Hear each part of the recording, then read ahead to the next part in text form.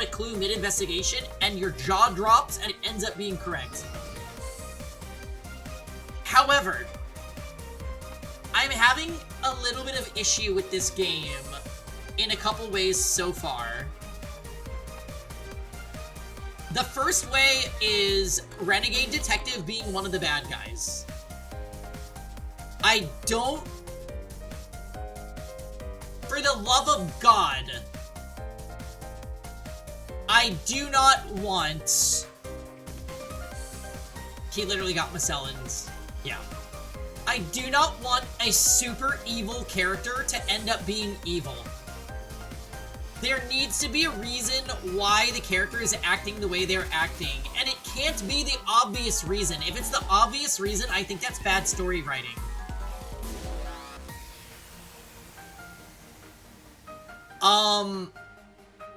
I think what's gonna happen next is we're gonna find Workaholic Detective dead. Because Workaholic knows how to blow up Renegade's explosive shock collar tattoo. So I'm thinking that's how Chapter 5 is gonna play out. Workaholic will be found dead and we have to solve it. It could potentially not be Renegade that does it. It could be somebody else that's working for the Quartering Duke. Other issue with the game, I am really fucking sick of getting attacked by the target robots. It's lazy at this point. I need them to switch this up because every time it happens, my eyes glaze over a little bit more and it gets uninteresting. So that needs to stop.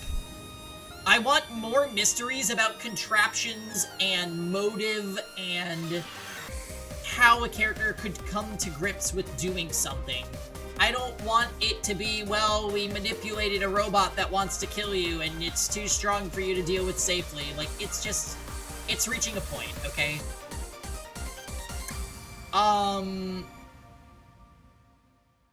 The group is getting smaller. So I don't know that there's gonna be that many more deaths.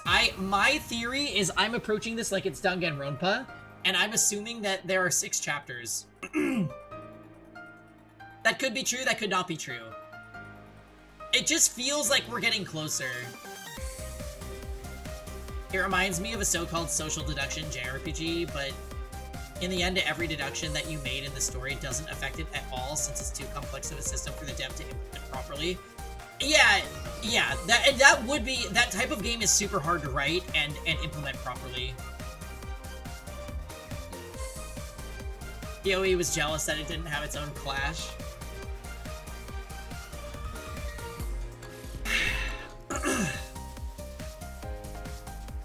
Yeah, I'm just saying that's what I'm currently thinking about the game.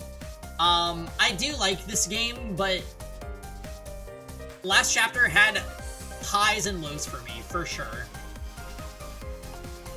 I was gagged when we found out that the bloody cloth and the arm getting removed were all a part of Renegade's ploy to make the robot come after them and kill them. I think that was cool. However, if anyone else had done it, it might have been the perfect chapter. But the fact that it was Renegade, I'm like I'm honestly hung up on it.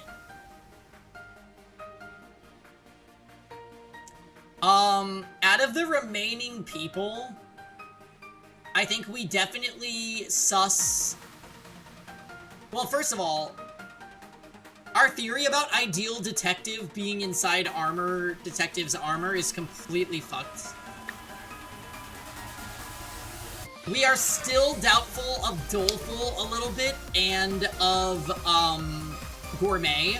I think the others are not bad people. Good evening, Carby. How was Comic-Con? I was just going over some Process of Elimination thoughts. We're gonna do some Jackbox later if you're free. I know Saturdays you're usually not, but...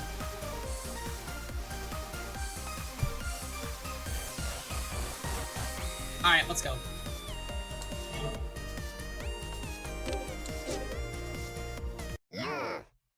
Hello, 'tis I, your dear neighbor and dreaded roommate, the Quartering Duke.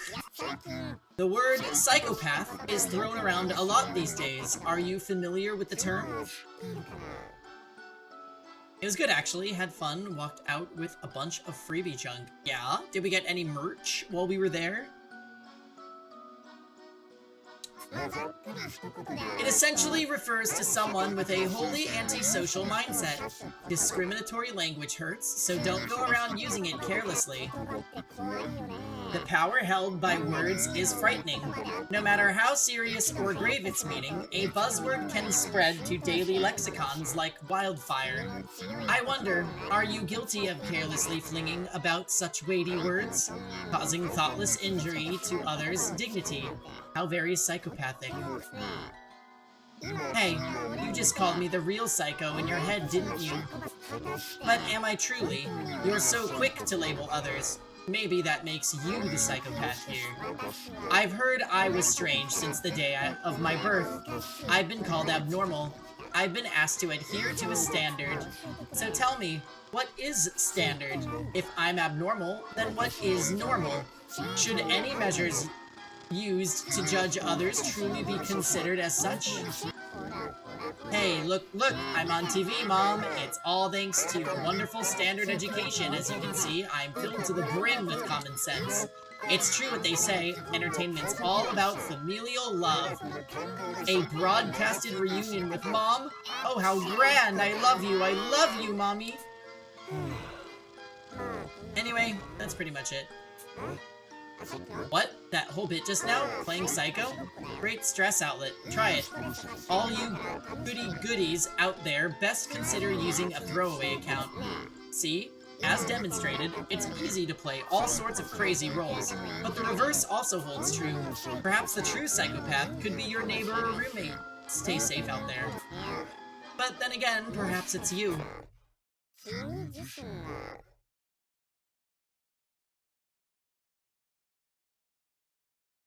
Hey, where's Rosen? Where is Rosen, Master of Names? Sometime after Workaholic and Renegade Detective raced away from us. I brought water, incompetent. You should drink some too, said the girl, offering up a canteen with the grace of a goddess. Thanks, Bookworm. I'm glad there was a tap. Our water supply just ran out. As we are supposedly in some sort of hangar, the water line here is likely used to service the machinery, the girl conjectured. I see. This hits the spot. It's a bit warm, though, but I guess that makes sense given where we are. Hydration flows through my parched body. My fuzzy thoughts now grow a bit sharper, but we still don't have a plan for what to do next. Pecky looks downcast in particular, no surprise considering Renegade's behavior toward him and his role in Armor's death. Posh is usually quick to push forward, but she too has gone silent right now. Hey Posh, we should be able to save everyone by using this helipad to get us above ground. If our prospects look good come morning, let's head up and call for help. I'm sure we'd be able to find at least one transmitter over at Snark's. Very well. Perhaps that's not such a terrible idea. Posh sighs broodingly, then looks into my eyes with a resolute expression. Incompetent, you take the others up to the surface. Wait, what about you, Posh? I will pursue Workaholic and Renegade Detective. As a detective myself, I cannot capitulate just yet, even if it means I must go alone. They knew of the secret passage, so by all logic, they should have absconded from the heliport by now. But they haven't, meaning they must have some agenda. I can't afford to laze about knowing that. Hold on, that's too dangerous. I recall Workaholic's advice. Unlike him and Renegade, I don't have the kind of conviction it takes to kill in order to achieve my goals. Listen to incompetent. We should stop involving ourselves in their business. Techie. Techie situates himself between Posh and myself before continuing. Tell you the truth, I originally hadn't planned to take part in this case. Huh? What do you mean by that? We were all summoned here by the Detective Alliance. What's this about not planning to take part? My mentor, Detective Gentleman. was the one who actually got requested. I couldn't stomach seeing him reject it, so I offered to go in his stead. Who'd have thought things would turn out like this? Detective Gentleman? I know the name. His rank is lower than mine, but his ability is said to be on par with that of Ideal's. It's quite formidable. I'd heard he had a favorite pupil, but I'm quite surprised to discover it's you, Techie. He truly is a gifted detective. Yeah, he could be the nation's best if he applied to himself, but all he thinks about is women. It was a romantic getaway that called him away this time.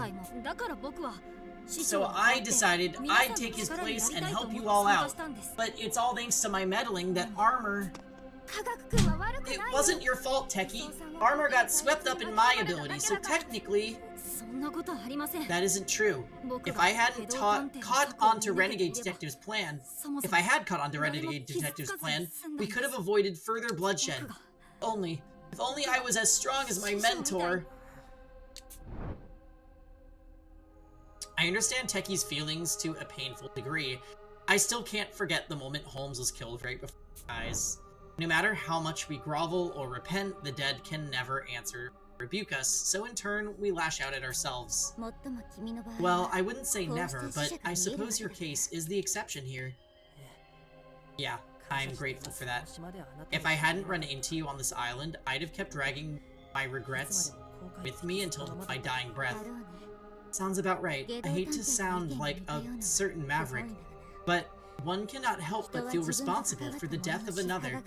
You're the only one who can raise Techie's spirits. Go on then, have a word with him. You really think I could help? Like Workaholic said, I don't even have the resolve to kill someone.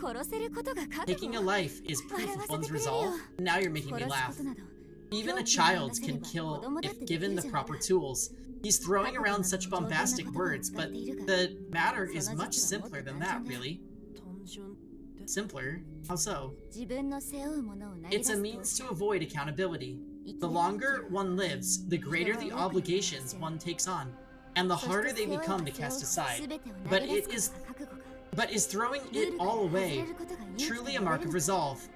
Is breaking rules courageous when rules exist to grant self-restraint and preserve order in society? What if the Quartering Duke is the girl who seduced Gentleman Detective? That would be hilarious.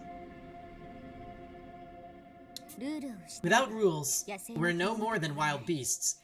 No one sees a beast hunting prey in instinct and considers it courageous, Watto. Holmes' words served to organize my thoughts, which have been in disarray for some time. She's absolutely correct. I thought I was pathetic for my lack of resolve, but if killing is what it takes to display it, then I don't need it. I don't want to be a detective who slaughters the guilty. I want to be a detective... I want to be a legendary sleuth who eases others' suffering, like the kind I see in books. I'm sorry. I let someone else's comments get the better of me again. Worry is a telltale sign of an obstacle that one ought to overcome. To me, true bravery is someone like you, Watto. Even if others deny it, I never will. I will affirm all that I believe about you. Sounds good, man. So keep a stiff upper lip. There are words which only you, incompetent detective, have the power to say. Of this I'm certain. That's all Holmes says before she vanishes like a puff of smoke. This must be the downtime her consciousness occasionally lapses into, something akin to sleep. She'll be gone for a few hours. She drops all of that on me before immediately taking a nap. What a pain in the butt. I let out a sigh and raised my head up. Let's all keep moving forward, Techie. If you let yourself wallow now, you'll carry those regrets with you your whole life. Incompetent? How do you do it? How do you stay so strong? Workaholic and Renegade Detective kill like it's second nature to them. You could easily die by getting involved with them, so how? It's all quite terrifying, there's no denying that. But we didn't come to this island on holiday to have some jolly, carefree vacation and head home. We're here for one singular purpose, to discover the truth behind the quartering Duke. Regardless of their true intentions, it's clear our two laws possess some connection to the Duke. If we don't give chase now, the proud Pinkerton name will be forever tarnished. Leave it to Posh to beat me to the punch. I smile wryly, then continue speaking directly to Teki. Years ago, I failed to save a friend who died right in front of me. The trauma was so intense, I still have nightmares about it to this day. Keep it up, and you'll never be able to forgive yourself, got it? I understand what you're going through right now, Teki, believe me. You don't need to forget and move on, that's asking too much. All you can do is acknowledge those feelings of yours and keep going forward. But I know it isn't easy. That's why you're so conflicted after all. My body has been like this ever since I was born. For all that time, I've always been like a burden to others. So if me being a detective makes a liability too, You're still our friend, Teki. We value you more than you know. You're a nuisance. Then that red-headed crone is going straight to hell for oppressive idiocy, so don't sweat it, the girl chimed in gently. And just who are you referring to? You'll be given no quarter should you have been directed towards me, are we clear? My goodness, but yes, Bookworm makes a valid point. Both Incompetent and myself have caused far more trouble than you, Teki. But ultimately, your shortcomings are at my responsibility as our chief. You've nothing to be concerned about. If you hadn't been here, that poison would have done us in a long time ago. Stop focusing on what's been lost and recognize the lives you've saved. The way I see it, that's our duty as survivors.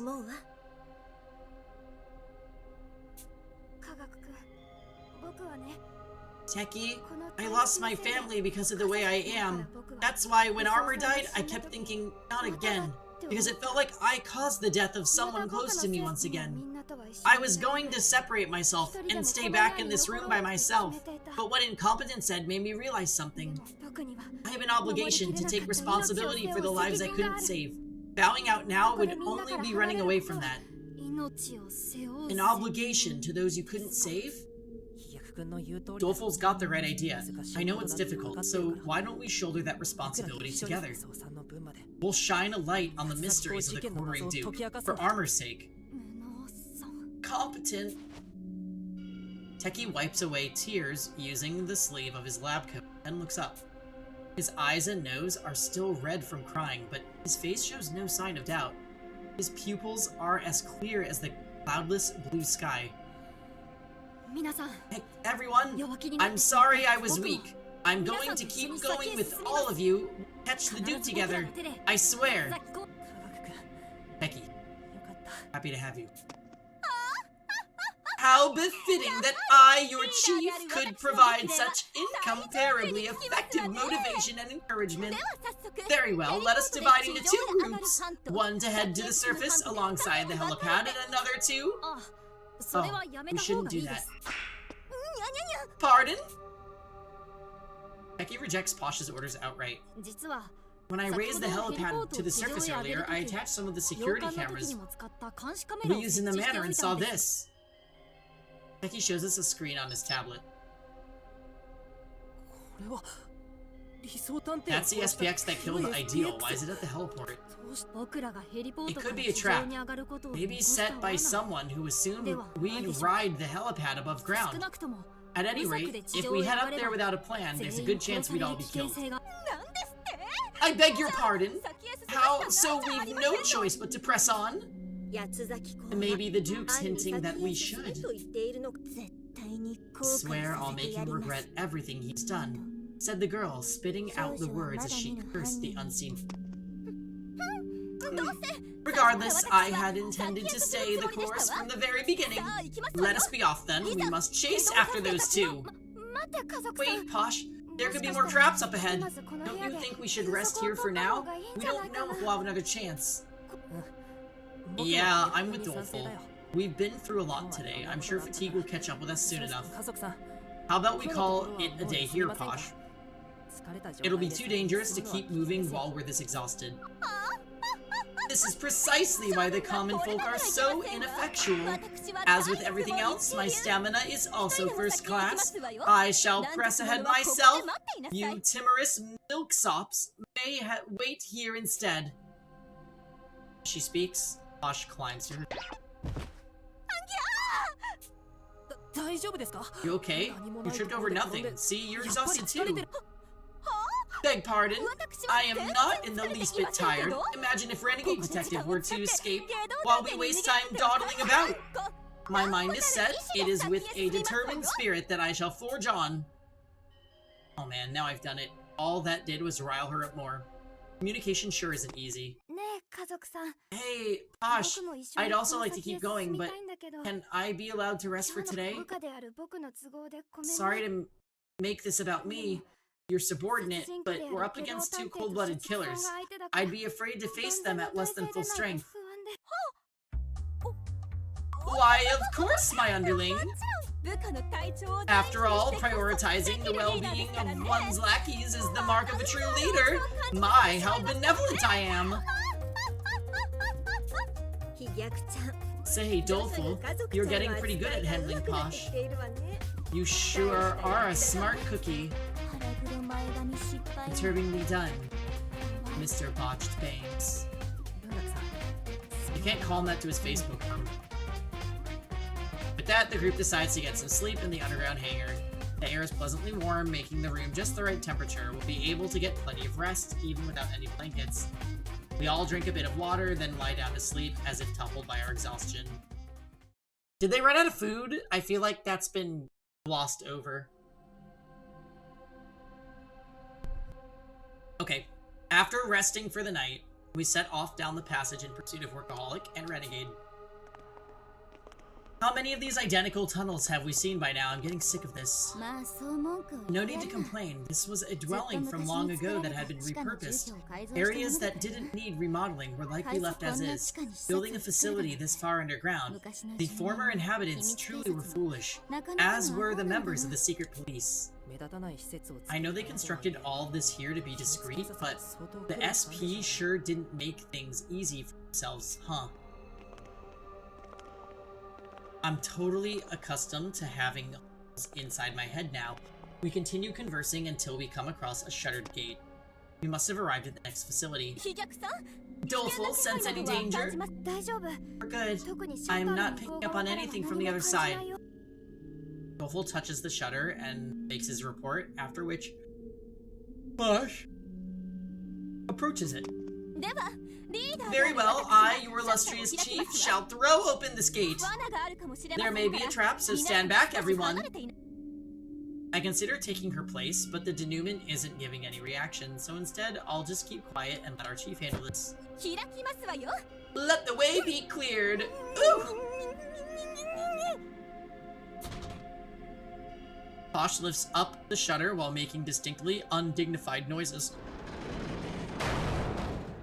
For a moment, I think my vision's gone completely black, but then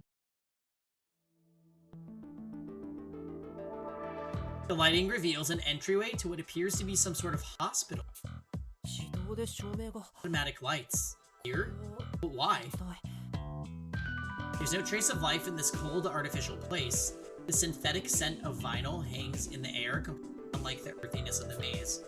Judging by the great deal of chatter as their eyes glance about the room, everyone seems to recognize this place to some extent. What's all this then? It looks awfully similar to the research facility entrance we saw the other day. Not just similar, it's identical. The sole exception being the lack of windows, said the girl, comparing the scene to her memory. Still none of that delicious fresh air though.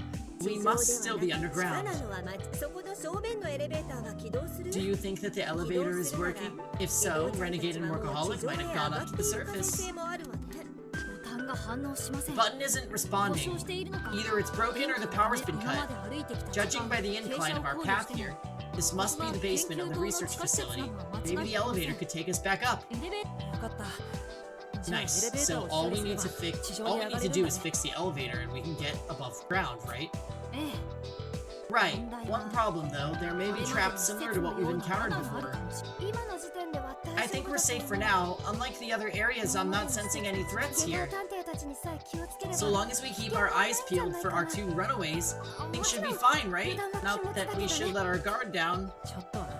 Well, that's still a relief considering what an ordeal this has all been so far. Looking at the D-pad's map, this area seems to only have one floor. It's totally isolated from the main complex, like a remote island except subterranean. Posh, why don't we sweep the place to start? Maybe we'll find out what Workaholic and Renegade Detective are trying to accomplish. Hey Nano. We started about 25 minutes ago. Basically all that's happened so far is Techie was feeling down. Ideal gave us a pep talk that we should give him a pep talk. We did. And then Posh was like, I'm totally gonna go after Renegade and Workaholic. And we're like, but girl, that's a bad idea. And she's like, swag ever. And then she recommended we split up into two teams. One that takes the helipad to ground level and the other one that goes after Workaholic and Renegade. But then Techie said we should not go above ground because the target robot that killed Ideal is outside the helipad. So they all decided to go back into the tunnels and look for Renegade and Workaholic. They ended up coming to a gate, and the gate led to this area, which looks like the interior of like a hospital office. So that's pretty much where we're at right now.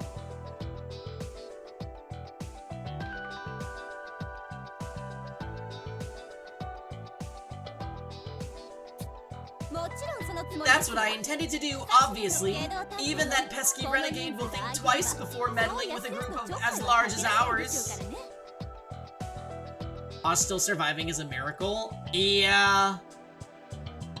Yeah, pretty much. I think she's gonna survive the game, though. I thought she was death fodder, but now I'm realizing how close we are to the game's end, and I'm like, I think she will survive.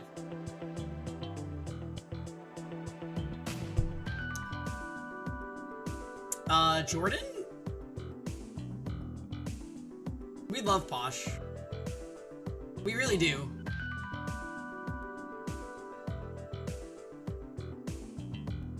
Yeah, Posh is such a goober that no one thinks she's worth killing, and you know what?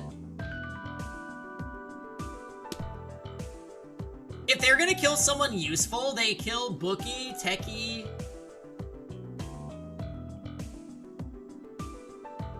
Gourmet. Although I think Gourmet is one of them. Doleful, all caps. Oh, yeah, that's just called the Jordan effect. What's up, Jordan? Happy Saturday.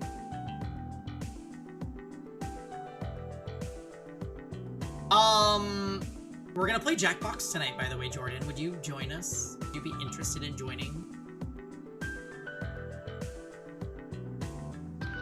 I would love to have you. Go get some water, and then we'll see how you feel.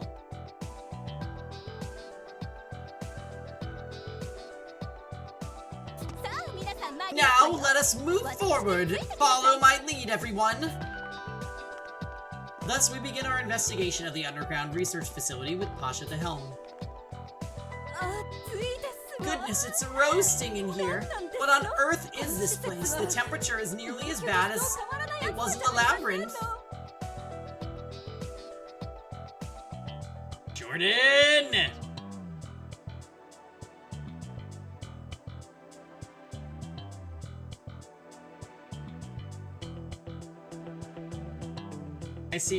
I see we're evenly matched. It's way hotter than it was when we slept in the hangar yesterday. Maybe these narrow spaces end up trapping hot air inside. Coming from a cold country, the heat and I don't mix well, suffice it to say. Do you think this place has air conditioning? Oh, don't worry. I'm in the process of creating a specialized cooling friend, Freezy Breezy. By the time you're finished, I'll have a roasted goose to go with it, quipped the girl, dutifully fulfilling her role as Snarker despite Swelter. You better not make a twirly-whirly, or I will riot. Check it out! This room has AC! Really? Let's head in. We enter the lab and immediately hone in on the AC's remote, quickly cranking the fan to max and adjusting the temperature to its lowest setting. Oh, I'm alive again. The AC pleasantly cools my flushed skin. It's got considerable power and a strong airflow, chilling the room in no time. My, how I adore air conditioners! Fans truly are old hats. I've certainly got to install a unit in my office upon my return. Do they have names like the Seven Dwarves? So basically, they're all a part of a detective organization, and their code name within the organization is based on a quality of theirs. So we have Posh Detective, Bookie Detective, Doleful Detective, Techie Detective, Incompetent Detective, that's the MC. Gourmet Detective, Workaholic Detective, and Renegade Detective. Those guys are bad guys, though. They've separated from the group. And the dead characters are Armored Detective, Downtown Detective, Rowdy Detective.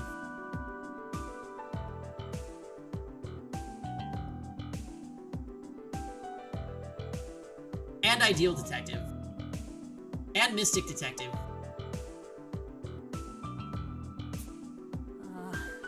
Man, I feel you. The agency I work for is practically broke, so fans are our only option. Lumping your penniless place of employment in with mine, the nerve. My office simply prefers a more antiquated aesthetic. Do not misunderstand. So not plot Armor Detective? It seemed like Armor Detective was going to be linked to a greater mystery in this game, and then he passed away. So I feel bad for suspecting him, if I'm honest, because like he was a good guy. He was a homie.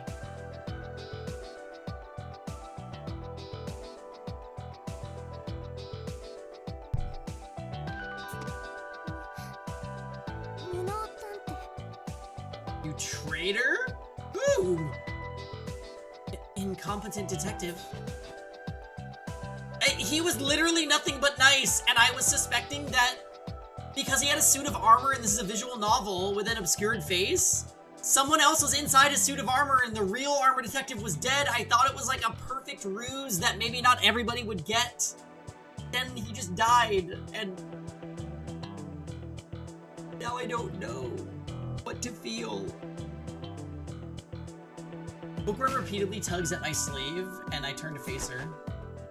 She looks frightened, shrinking close to me as she gestures to one of the many PCs lining the risks. Once she respawns. So, my current theory about Ideal is that because they were both children experimented on and had neurosurgery performed, I think that they might be linked, like, beyond the physical plane. They have some kind of mental link. That's why he can see her as a ghost. Which you would think maybe that link would be severed when her brain dies, but what do I know? There's more story to uncover.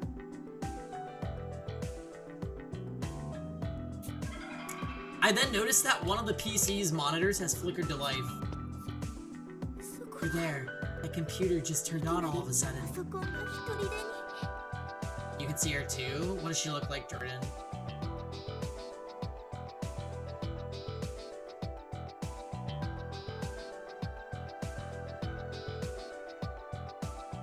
Oh, a ghost. Can you see her hair?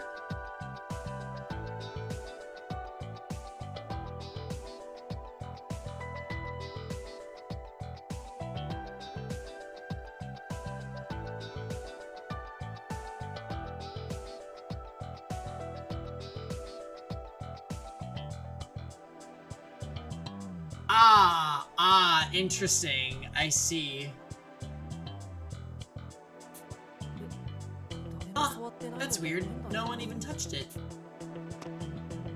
Check out the screen with Techie and see a login prompt displayed. Techie gleefully takes charge of the situation, already saving to have an answer. Among all the powered-off computers was this one, which was only asleep. I'm assuming it was set to wake when its mouse is moved. Powering on the AC shook the mouse's cord a bit, which was enough to turn it on. That happens to me at home sometimes too. So it wasn't psychokinesis then, asked the girl, dropping the frightened act as she put on... dropping the act she had put on for the sole purpose of messing with incompetent. Yup, so no need to be scared. Ouch! Using all her might, Bookworm delivers a sudden kick to my shin. What the heck? I didn't think I said anything off. Hey, wait a sec. If that computer was in sleep mode, wouldn't that mean someone was just using it? Probably right, and I'm willing to bet it was either Renegade or Workaholic. The question is, what were they looking up? We're going to have to find out.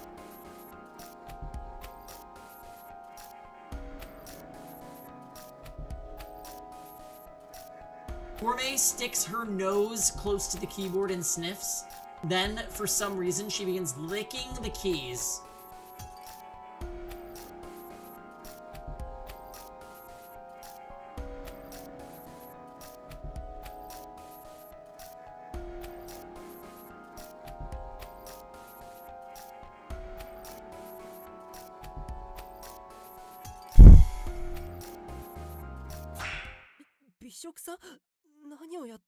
Seems fine. Gourmet, what are you doing? Investigating, clearly. Our mysterious suspect X would have used the keyboard to type the PC's password earlier. My trusty taste buds can detect even the faintest traces of oil left on these keys. Just trust me. It'll only take a bit.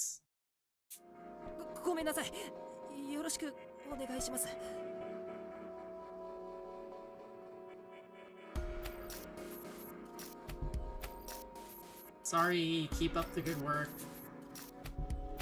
We wait in silence to hear the results of Gourmet's analysis after 5 minutes. Licking a keyboard sounds absolutely grotesque. After 5 minutes, her thorough taste test is complete. When using this keyboard, I believe suspect X touched 6 keys, A, D, H, T, Y.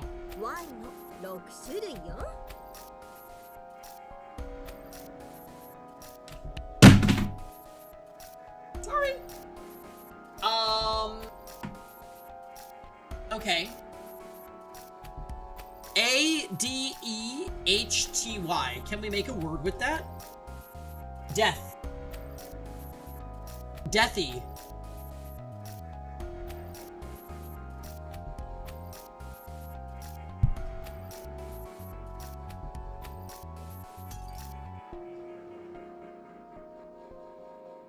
The day.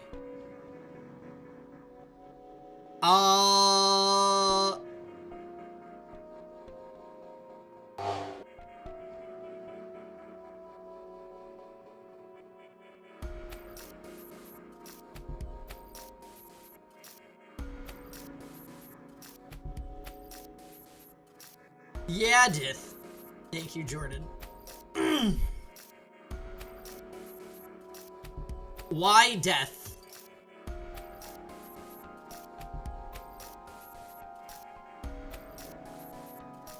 Ahead, TY.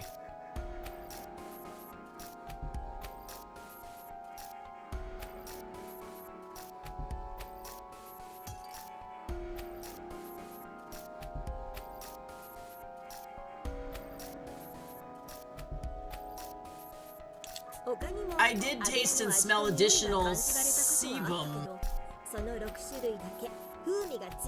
on other keys, but the flavor of those 6 was strongest. The culprit must have been careful to avoid typos. Thank you. I hope you don't get sick from that. Aw, this is nothing. But you have a point. Keyboards are breeding grounds for germs. So don't try this at home, kids. Tremendous effort, Gourmet. Let's type A-D-E-H-T-Y right away.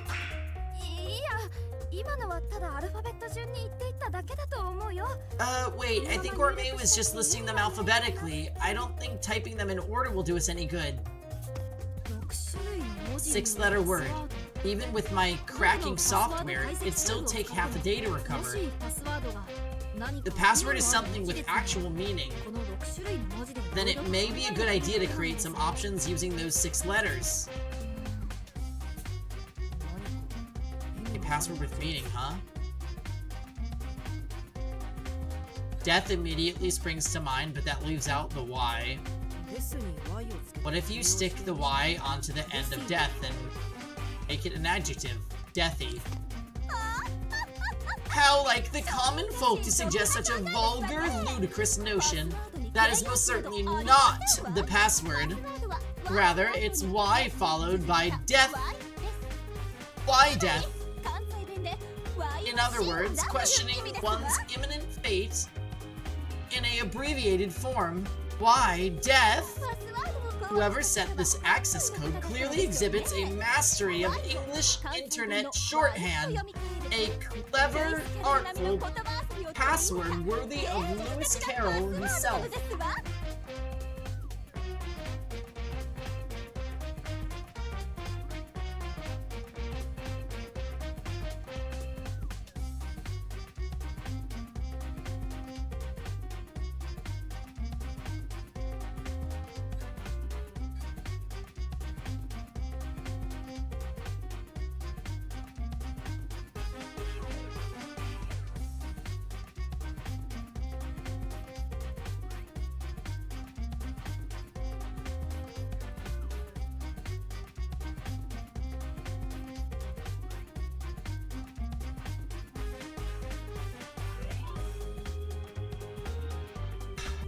A clever, artful password worthy of Lewis Carroll himself.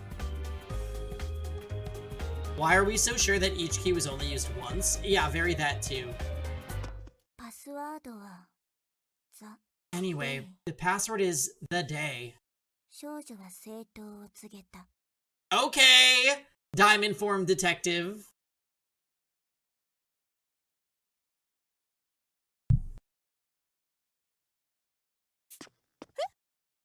Huh? The day? What day? Probably the dayless night incident. Bookworm gazes at our perplexed faces and sighs before beginning her explanation. The organization known as the Dayless Night likely derives its name from a line heard in William Shakespeare's Macbeth. The full quote is, "The night is long that never finds the day." In other words, there is little hope in the dark uncertainty of night. If the DA's goal is to stop the dayless night, could you imagine a more fitting password, explained the girl to her clueless seniors. You're amazing, Bookworm, that's gotta be it! Certainly a better guess than why death, said the girl, thinly veiling her derision. You ninny! Why me? Posh slaps me for some reason. And bingo, we're in! You're trusty as ever, Bookworm. Mickey sits triumphantly before the monitor, but almost immediately his face clouds over. Take a look at this. Seems whoever had been logged onto this PC left in a hurry. Their files are still open. Maybe they were using it right before we came and panicked once they noticed us. This looks like a detective database. Can you tell me what Can you tell what they were looking at? It must have been something they'd risk getting caught for. Let me attempt to retrieve the data that was more recently accessed. Give me a minute. The keyboard clatters as Techie gets to work, then a few minutes later. From what I gather, the actual files they were looking at have been transferred and removed. I can at least tell what they were about, though. What kind of data did they take, then? Information pertaining to Renegade Detective, along with documents concerning the collar he has attached to his neck. The collar. It's the same device Workaholic mentioned, right? The one that detonates when certain conditions are met. For what purpose did the person using this computer need that information? Did Renegade Detective take it in hopes of removing his collar? Or does Workaholic intend to trigger the explosion somehow? The mysteries just keep compounding. We checked the rest of the units, but nothing of note have been left behind. The layouts of the other rooms are nearly identical and similarly turn up nothing. We do, however, get the AC running in all of them, greatly reducing the floor's overall humidity and making the area much more pleasant to be in. We continue searching similar rooms for some time. Seems this one's the exact same as the first, huh? As far as I could tell, this computer lab is like all the others we've searched till now. It's been several hours since we began fruitless investigation, and the exhaustion is showing on everyone's faces. However, there's something in this room that sets it apart from the rest. Hey, what's up, Bubble Ones? Happy Saturday. Just a bit. Because there's a target employee above the helipad, they didn't take the helipad up to escape, and they instead went back into the tunnels to look for Workaholic and Renegade. It led to a hospital-like area that has a bunch of computer labs with air conditioning, which is important because apparently it's super hot and humid in the hallways. We also had Gourmet Detective lick a keyboard for 5 minutes to let us log into a computer that turned on.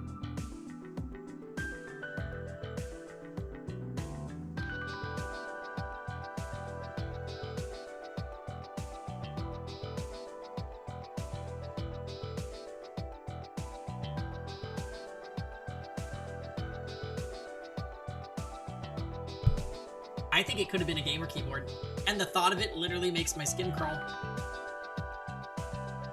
On that note, I'm gonna go make a drink, so, party! Be right back.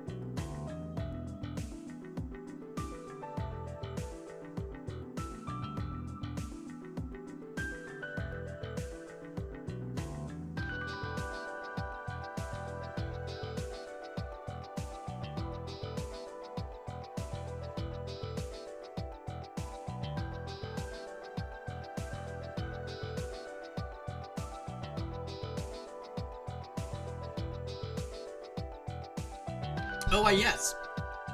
Hello. I definitely wasn't in my kitchen eating chips for the last, like, 5 minutes. Anyways, alright, back to the game. Wait, I recognize that scent. Doesn't it smell like those rubber wristbands? What are you talking about? Doleful mentions motions, even, to a desk where a cardboard box filled with rubber wristbands has been placed. Why on earth is this here? Oh, right. Incompetent would know about those. Apparently it's a rule that any visitors to Snarks need to wear one of those bands, since they serve as key cards. I'm sure they also help to distinguish between employees, guests, and any potential trespassers. We've already got our own bands. You should take one too, Incompetent. I bet it'll come in handy. Oh, okay, let me grab one then. I take a wristband from the box and slip it into my pocket. There's no indication that anyone's accessed this PC, or any sign of a break-in or other disturbances. Going by my recollection, this room's no different from the last, the girl said, thoroughly annoyed. Very well, on to the next. A proper detective must always look forward. There's little time to fret or idle about. So, the girl exclaimed, her eyes shined with joy. There are plenty of old records that we didn't see above ground. I wonder if Workaholic and Renegade Detective could be looking for these. Don't spot any electronics here, though. Let's check the other rooms first and come back once we've finished. The girl shoots a look of protest at the oafish boy. Sorry, Bookworm, I promise we'll come right back, okay? Hey, I found it! This is the distribution board! We're in luck. Just after leaving the archives, we come across the apparatus we've been seeking. It looks like a metal box embedded in the wall. We open it to see a large circuit breaker like any house would have, jutting from the center. So this is a distribution board. Yeah, I've seen them in apartments too. What does it do anyway? Well, in a word, it distributes electricity. Like the name implies, it takes streams of energy from power lines and dispenses it through the facility. It also lets you cut off the electrical current if I flip this hallway's breaker switch like so. Oh, the lights went out. And now they're back on. By operating the breakers like this, you can control the power individual locations receive. This is gonna be so relevant to the murder, I can't. The breakers also switch off when you use too much electricity, right? Will it be fine for the AC to be on full blast in every room? We're not done investigating, so I can't say for sure. But the breakers should function the same as the household ones and cut off the power if they get overloaded with electricity. You really do know everything, Techie. I wanted to use more voltage at home, so I modded the breakers to have no cutoff. That helped me pick up a few things. It was also a fire hazard. Talk about perseverance. Passion is the greatest motivator when it comes to learning. But I'm also positive doing that constitutes a crime. Has to. I'm gonna spend some time working on this distribution board. Hopefully I can figure out why the elevator button's malfunctioning. It'll be a while, so feel free to take it easy for a bit. No, I'd feel bad if we were the only ones resting. We can just keep you company. Yeah, Renegade Detective has taken an interest in you, Techie. You could be attacked. True, but it's hard for me to concentrate with so many people around. I just feel awful about it myself, but if you insist, we ladies shall excuse ourselves for the time being. Au revoir! Incidentally, I came across a shower room earlier. Being a woman of elegance, I would very much like to cleanse myself of this grime post-haste. Oh, alright, we'll wait here while you... You will be coming as well! Wait, what? It ends up falling on me to keep watch while the female detectives shower. The bath scene finally happening. If this...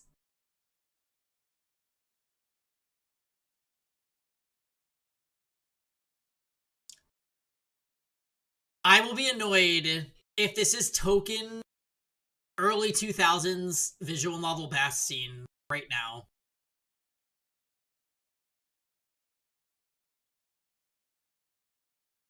It's a natural path.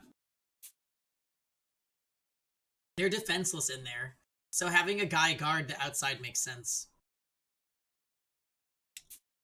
Not sure why they thought to pick me, though. Perhaps it's proof they fancy you, the manliest one here. Take pride. Hey, Phil.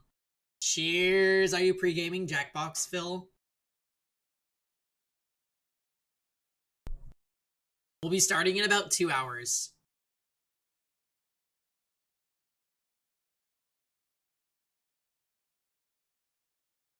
Wonderful! I'm so excited for Jackbox tonight. Playing FF8 right now! Phil, I've been thinking about going and doing another playthrough of FF8 because I love it so much and I want to platinum it.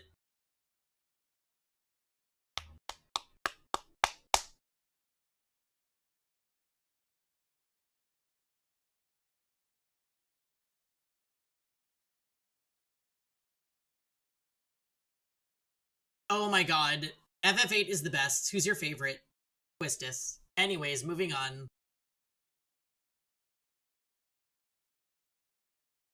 I really have a soft spot for Final Fantasy VIII. It's my second favorite Final Fantasy.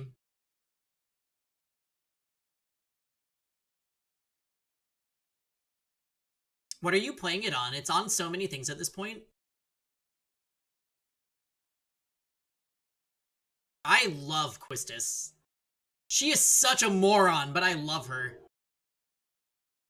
She's a moron! Idiot! But we love her.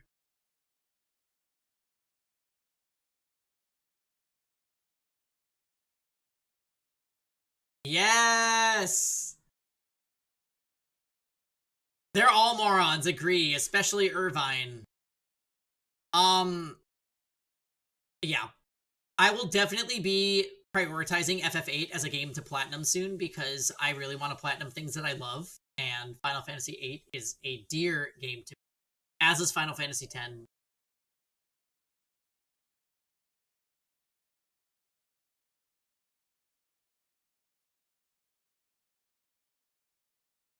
Oh yeah, if you know how Junction works, it's a really cool system. But the gameplay itself can get kind of bad. Because you're just drawing 100 of stock from everything, so like, thank god the remastered version has a speed up function. Also, like, the way optimally playing the game requires you to leave Squall dead basically from the get-go is whack, and I just ignore it when I play through the game.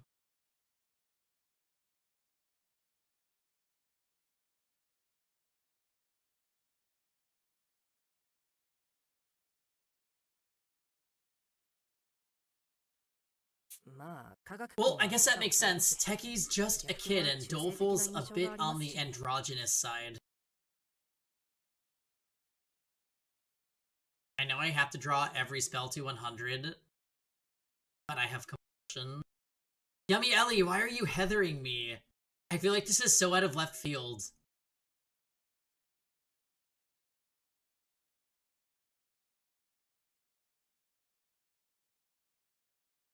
Well, Phil, if you junction a magic, it's based on the number of stock you have, like the bonus you get. So you are incentivized to get 100 of every spell. Like, I distinctly remember the first hour of Final Fantasy VIII being like, go to the plains and draw from Bitebug forever. And you will get all 100 fires on Squall and Quistis. And because drawing is based on your magic stat, which the game never tells you, Some of your characters will just suck at drawing if you don't junction their magic first.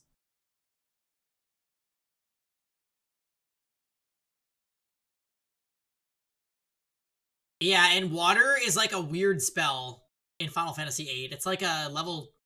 It's like its own thing. It's not tiered like Fire, Blizzard, and Thunder.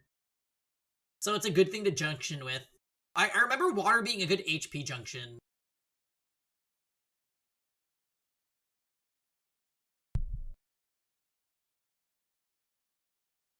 Yeah. We stan our girlfriends. Final Fantasy VIII system is super cool. Love Final Fantasy VIII. Even if it's broken. Even if the story gets horrendously disjointed. Love the game.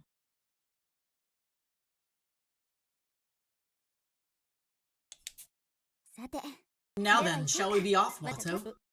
Huh? Off where? I'm supposed to be keeping watch right here. Playing coy, are you?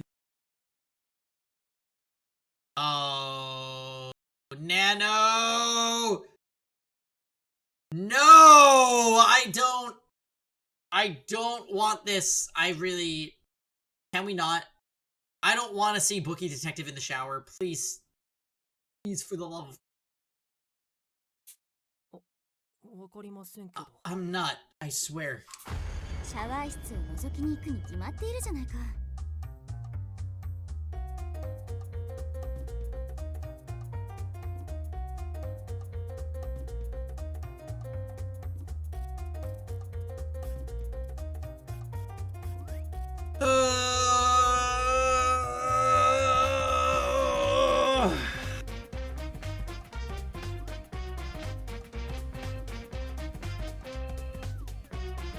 Shinjo, happy Saturday.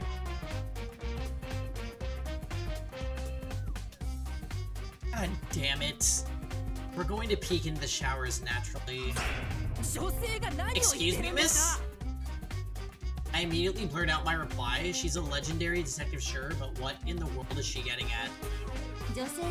You mustn't underestimate a lady, Watto. Be it an ancient tome light novel or even a comic book, I'll read anything that involves a mystery. And given the circumstances, I believe it's only proper that you go have yourself a gander. Hold on, this isn't like you at all. Isn't that just a trope in anime? I mean, you're a girl too. Shouldn't you hate peeping toms? Naturally, I wish they'd all perish. Don't make me be one! Once again, I find myself shouting out loud. How could a legendary detective even suggest something like this? Worry, I have a great idea. Hearing you say that worries me. What is it? The denouement is meant for preventing tragedies, and a peeping tom's fate always ends in tragedy. See where I'm going with this? No, and I don't want to anyway. I'll be frank.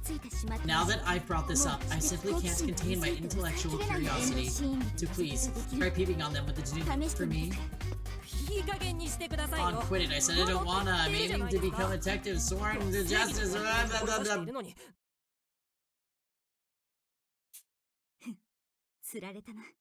Sinker, I purposely stood with the showers to my back this entire time. As you argued with me, you unconsciously processed the room as visual information. And now you're considering the possibility of taking a look. Conditions were met, the denouement to activate, so naturally, it did just that.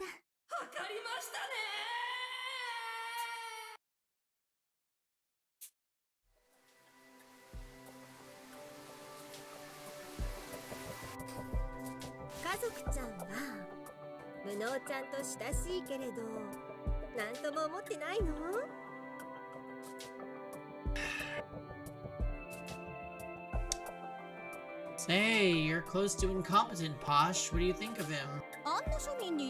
And why, pray tell, would I deign to think of that plebeian?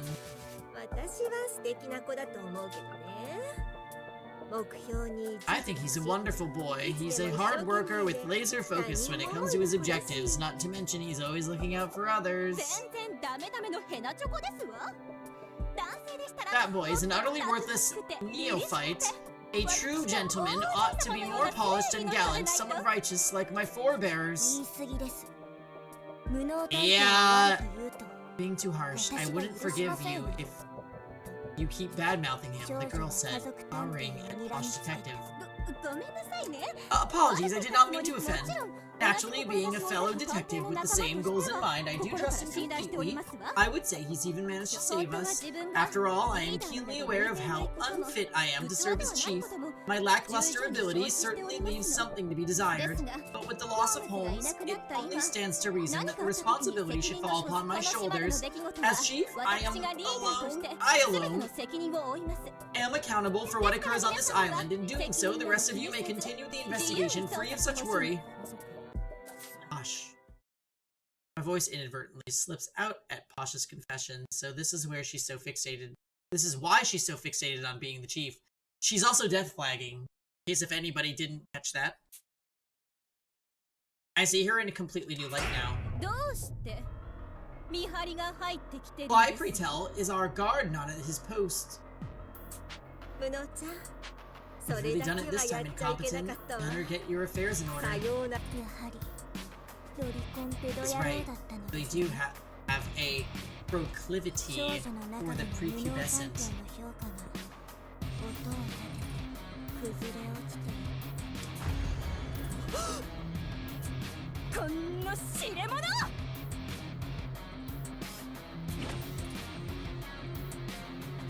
Posh's clenched fist hammers directly into my face. There's sound of snap.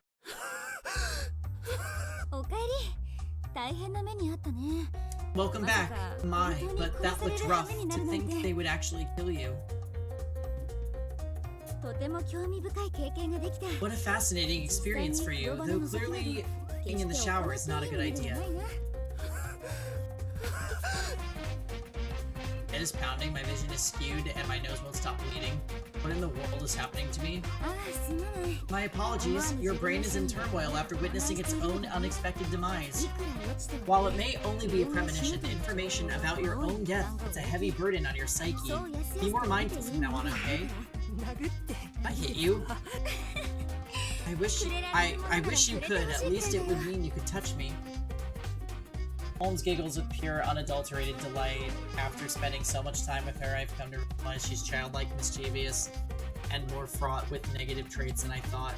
She's an absolute nuisance, but oddly enough, I find that side of her to be as charming as anything.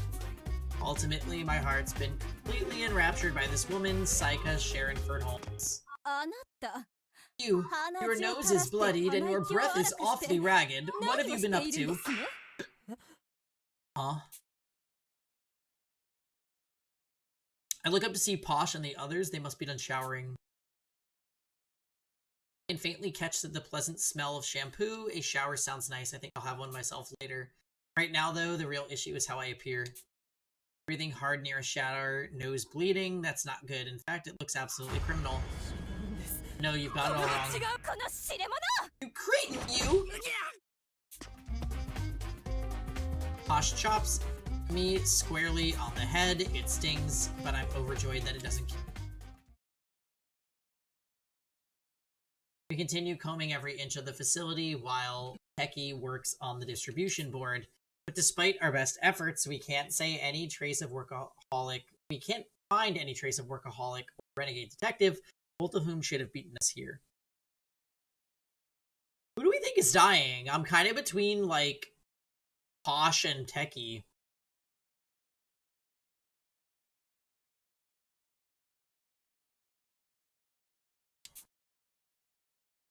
This is feeling a bit like Chapter 3.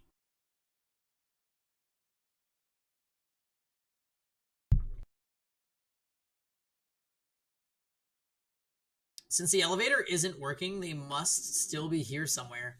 I mean, there is also a possibility we find Workaholic's body. There will be no deaths? Yeah, right.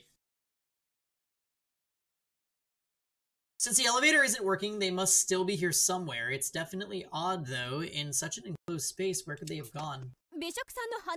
Gourmet, perhaps that nose of yours could pinpoint Renegade's whereabouts.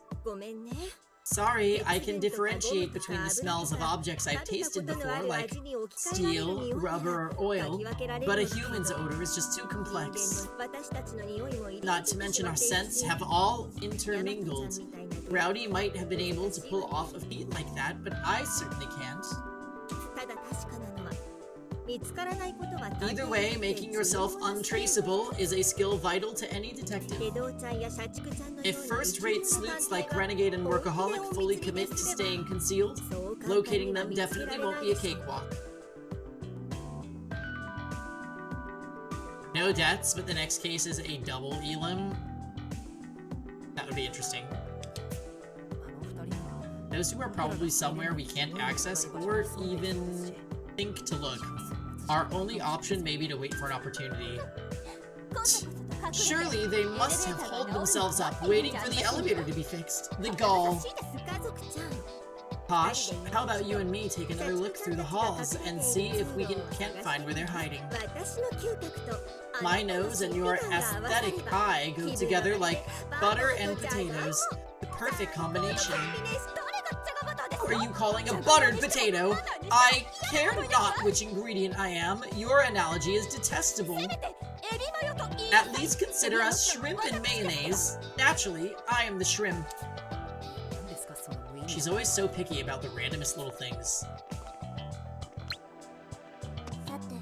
Well, what should we do? The girl asked, bringing her hand to her chin in contemplation. Why don't we check out the archives we glanced at earlier? The secret police might have some info about the kidnapping incident 10 years ago. Clever idea by your standards. We may even learn the secrets behind the invincible detective Workaholic mentioned, said the girl with a smile. We head to the archives and start rummaging through the mountains of books, filling the shelves. What if incompetent is the invincible detective? Is that possible?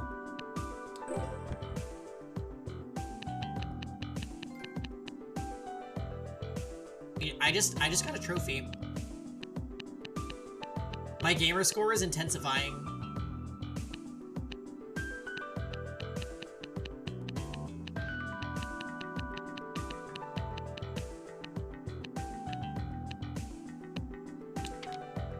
Posh Detective's ability, which allows her to gauge the quality of whatever she targets.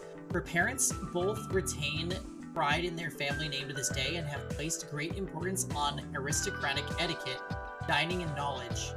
From a young age, Posh herself has held much interest in genuine historical documents and artifacts stored in her privileged household.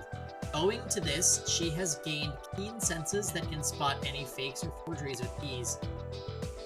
The ability is a perfect complement to her haughty demeanor. She isn't just putting on airs when flaunting her upper-class status. However, this sensitivity's also been her ruin, as she is not able to afford authentic ingredients for meals.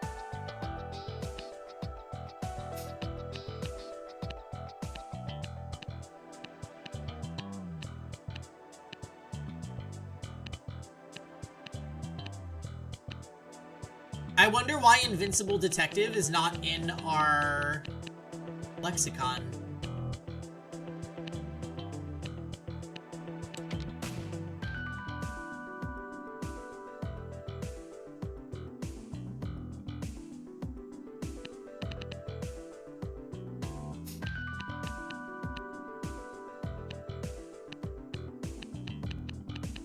There's a lot here.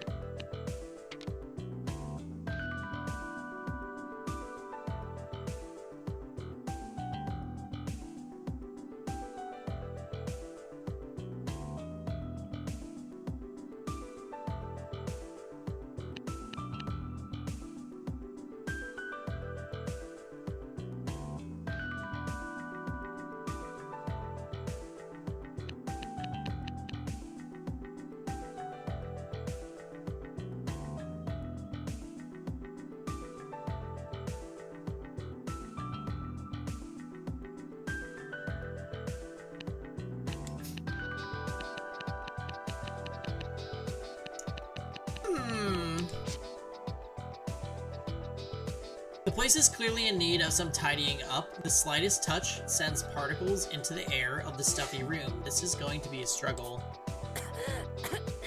So much dust. Nobody's cleaned this place in ages. These poor books, even at first glance, I can tell many of them are precious works, said the girl, sharing her dismay as an avid reader. All this dust proves that workaholic and renegade detective have yet to finish searching. Whatever they're looking for could still be there. This room may have a clue like the missing data on that computer. We have to find it before either of them do.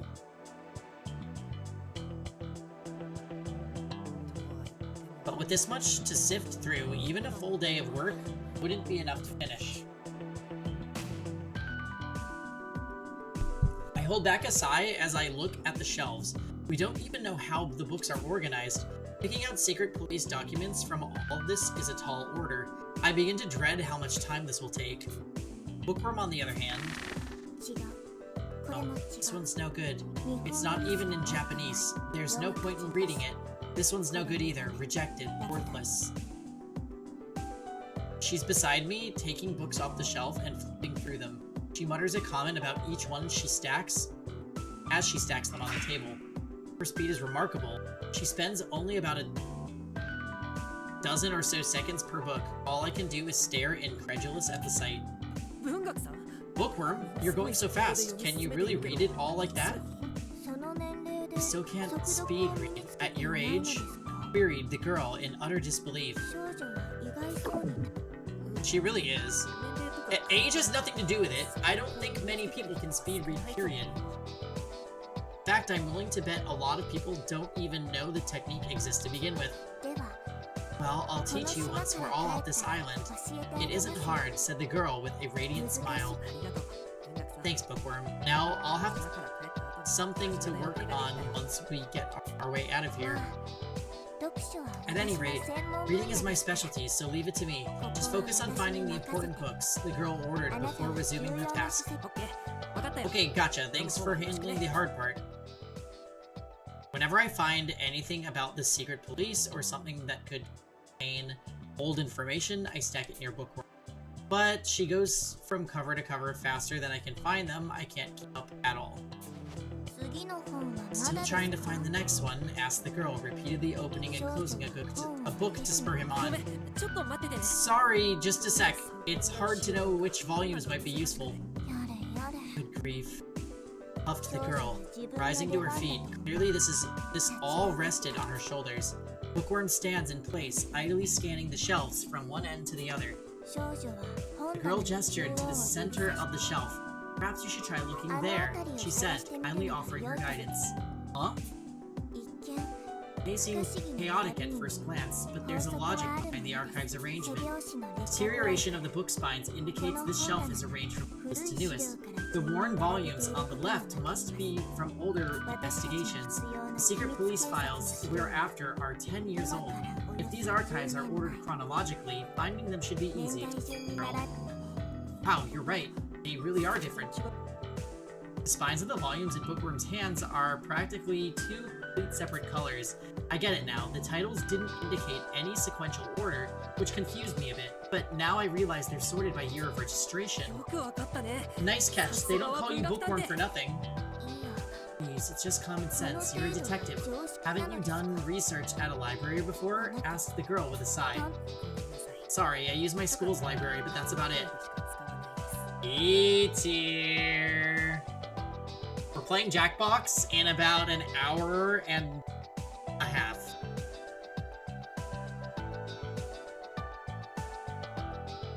Please remain conscious so that you may join us for trivia, Zeepeldome, and other various games.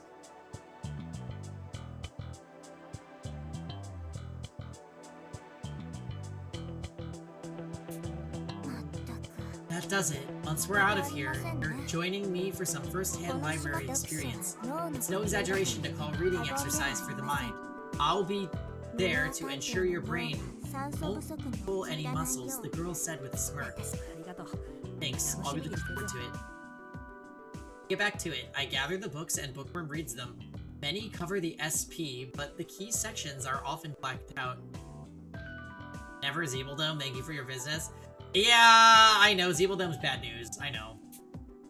Time passes, and we learn nothing new, but as the volumes begin to pile up across the table, our luck finally seems to turn around. What? Bookworm raises her voice in a startled yelp. What's wrong, Bookworm? Find something? Yes, I believe I've come upon a record of the secret police's past experiments. While most of the pages have been redacted, there is a legible section regarding an ideal detective, but what it reads is nothing short of peculiar. Okay, wait, this is very interesting. Huh? What do you mean? Does it say something weird about Holmes? Bookworm shakes her head. I assume this is Tux? No! I don't know which one would be Tux. Well, this one is E tier. No. That one's Jam. Honestly, this one is E tier. And this one's Armin. I guess this is Pengy-chan. That's fail. Oh! That one might be me.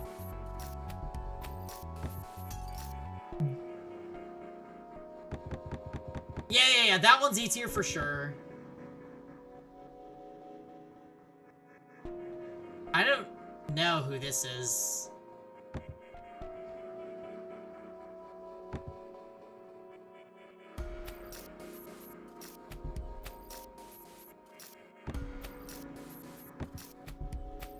All I know, E tier, is if you played this game, this would be your favorite character.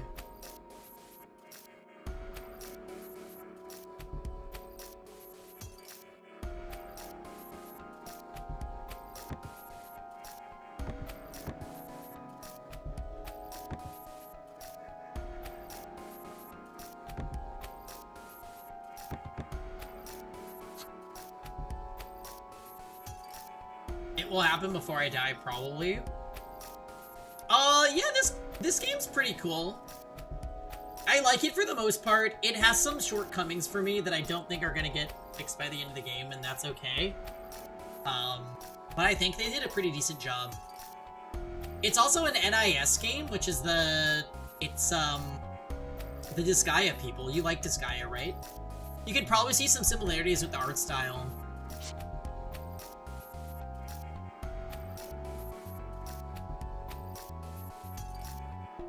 Oh!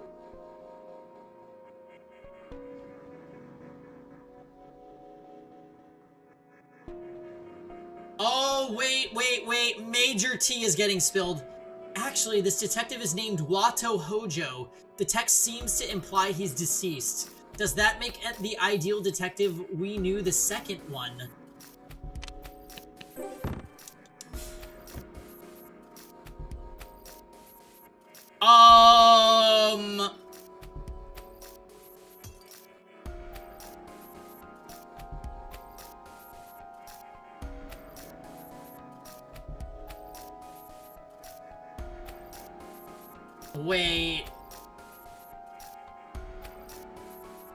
Wait. What does that mean?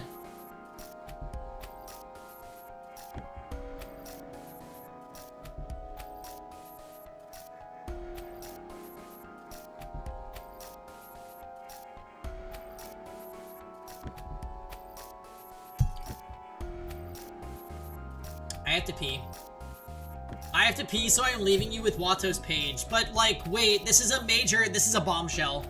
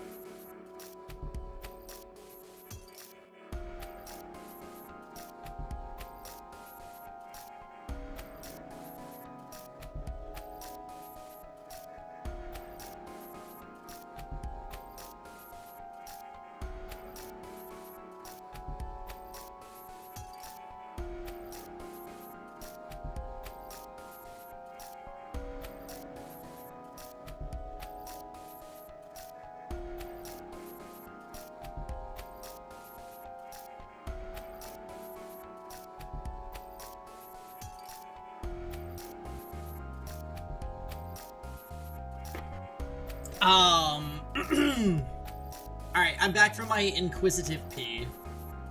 What if we're actually a target robot with a picture of Wato's face taped to it?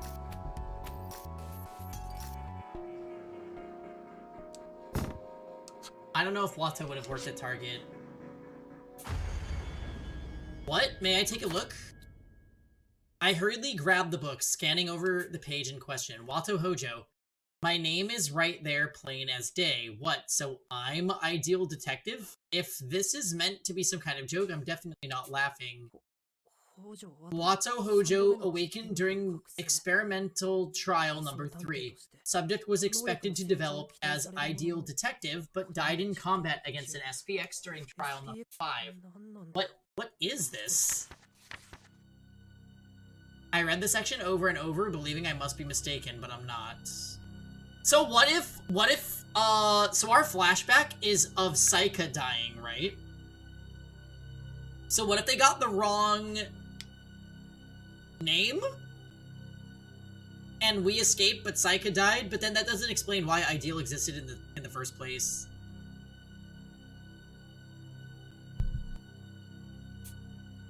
Any post-death information has been redacted, so I can't read it. But it's clear that I was treated as the Ideal Detective. What does this mean? My heart pounds. I don't even notice how I've started to sweat. Anxiety burrows into my chest as if all these absurdities are just a product of my overactive imagination. Holmes. The things in this book. I reached out with my mind. Holmes looks reluctant, but bravely opens her mouth to speak. So the record's still there. If they... It would seem the Alliance judged that details regarding someone as important as you ought to be preserved. Everything that's written here is really... Yes, it's the truth. I'm the second Ideal Detective. In actuality, you should be calling yourself by that title. Me, but there's nothing special about me. I don't get it. What does it all mean? Hold that thought, Wato. We'll talk later. Believe you have a guess. Yes?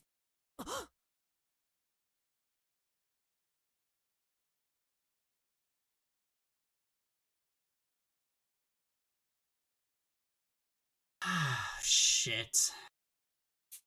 Hey, Incompetent. Are you free for a chat?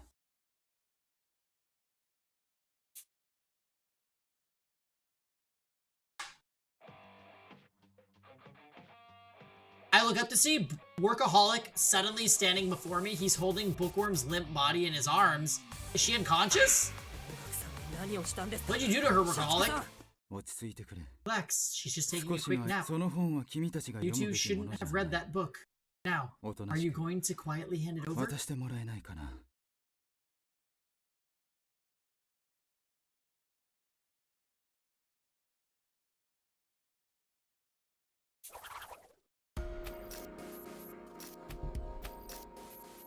Workaholic draws a wire saw from his watch as he speaks.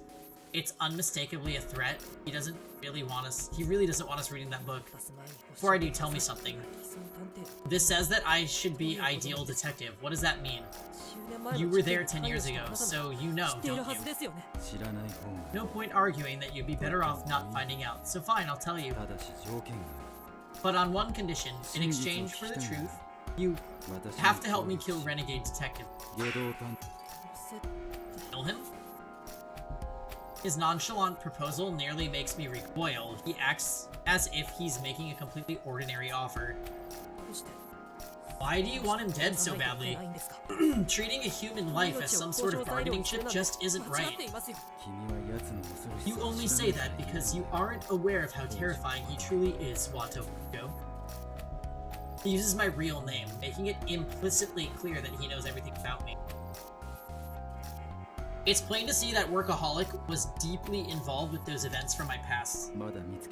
I haven't found him yet, but he's probably listening in right this second. Things will get ugly if he learns what really happened back then. Shouldn't we want Renegade dead?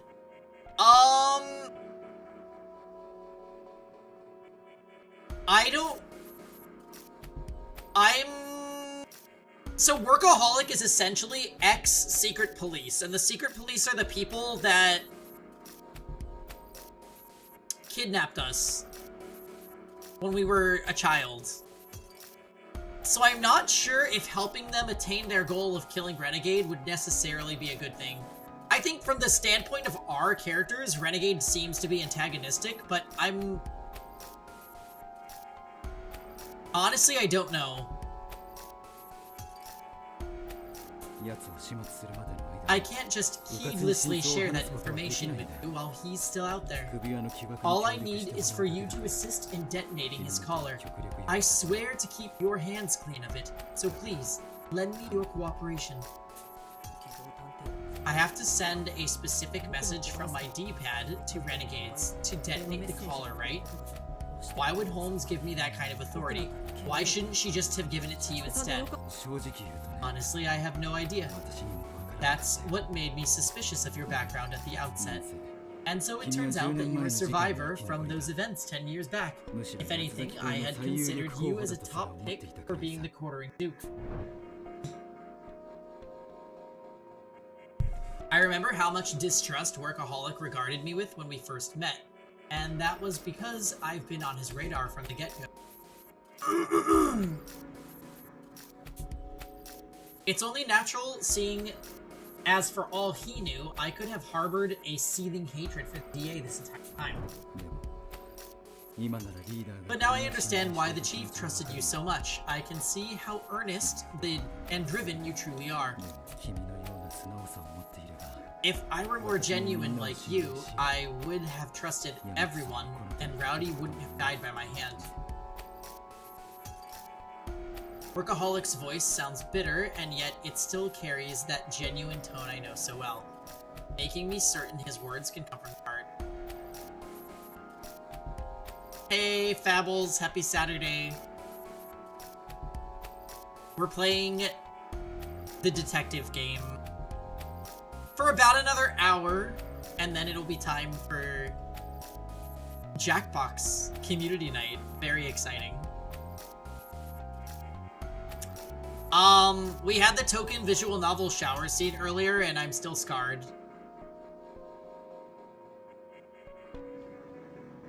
Babbles, do you want to play Jackbox with us? You can either be in the audience or join us in VC. Either way, it would be great.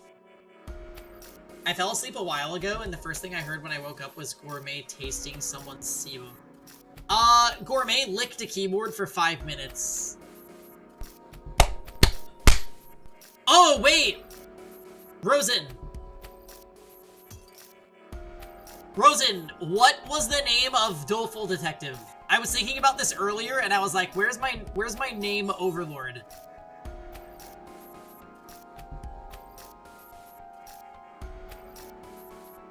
Also, we had the shower scene that happens in visual novels, and I'm disappointed. Did he tell us? Yes. It was the very first...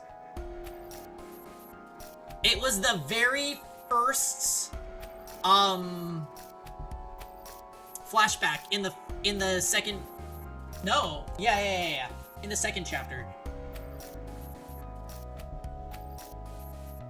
It's throwing me off that the first chapter is not considered chapter 0 because it was such a tutorial. Don't answer, I just got an ad. Oh my goodness. I need somebody to gift to Fables, please.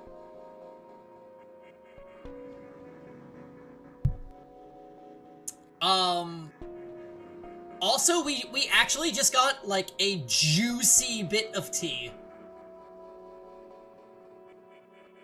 Basically, we found a book that said that Ideal Detective's name is Wato Hojo, which is the name of the main character.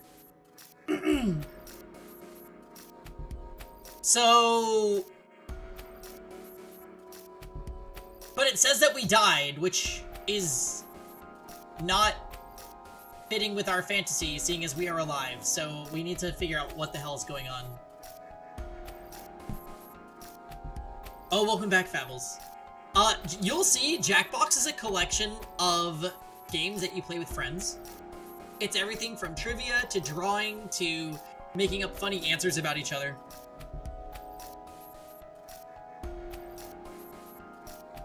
Definitely check it, like, Here's the cool thing. All that needs to happen is the streamer needs to have it, and anybody can join as long as they go to Jackbox TV. Which is just like on an internet browser, free, so it's free to play. So see if you like what you see, and if you want to join in, we'd love to have you. I can't believe we were the real Psycha Sherringford Holmes this whole time.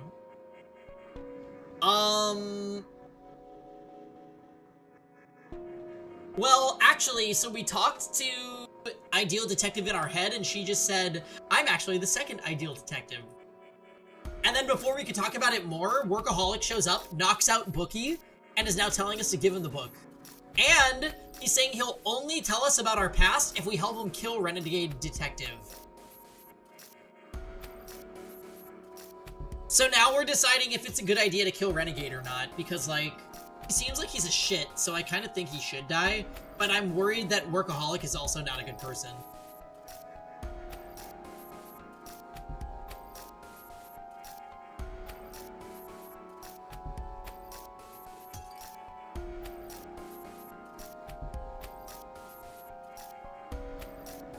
Workaholic's voice sounds bitter, and yet it still carries that gentle tone I know so well, making me certain his words come from the heart.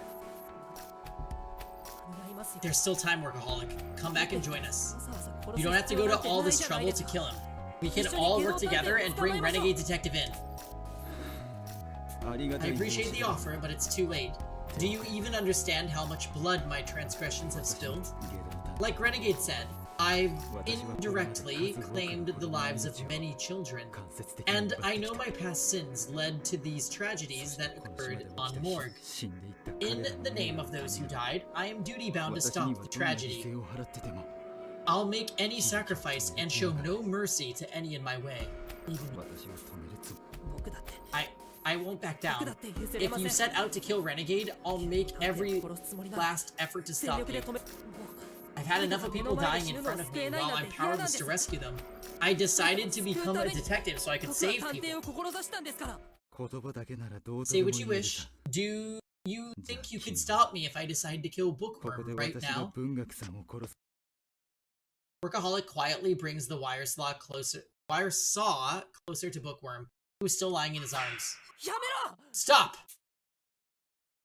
My denouement hasn't kicked in, so I know he doesn't actually intend to kill her.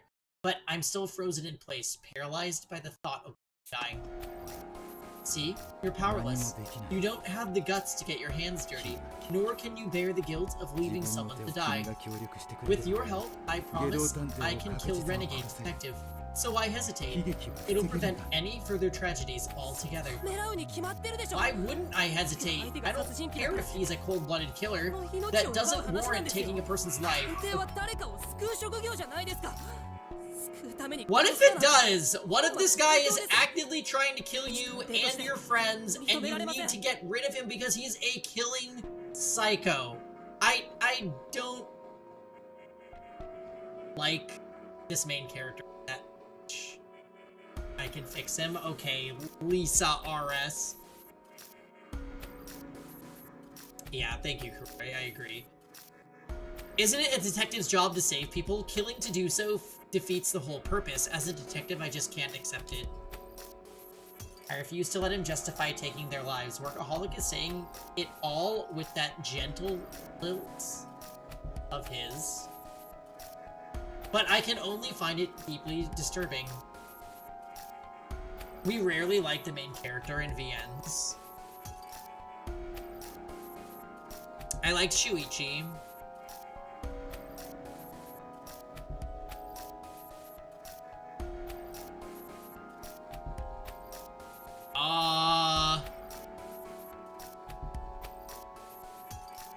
Yeah, I like Date and Shuichi.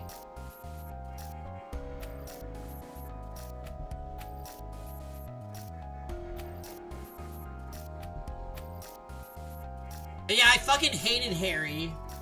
I hated whatever his name in Steins Gate, because I hated Steins Gate. Who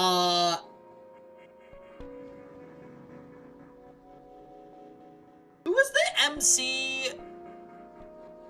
Who was the MC in Paranorma Site? I know originally we had one. He was like K-pop boy. And then did we switch around MCs? Or was there a static MC? I feel like we switched.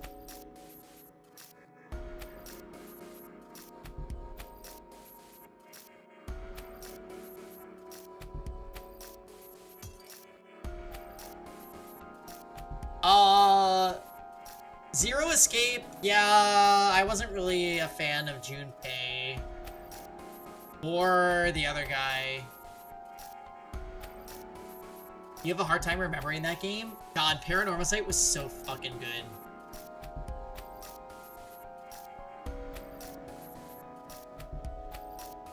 Like, who do you consider the MC of Fata Morgana? Michael? Giselle?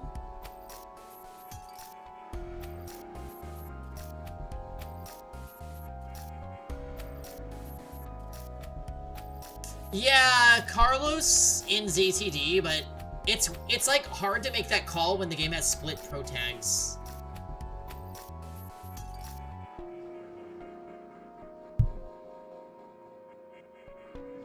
"13 MCs and 13 Sentinels.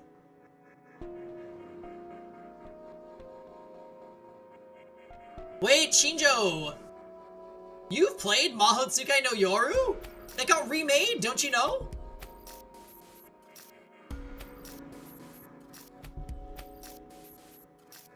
That's the Type Moon visual novel, right? Witch on the Holy Night? Yeah. I actually want to play that, for sure.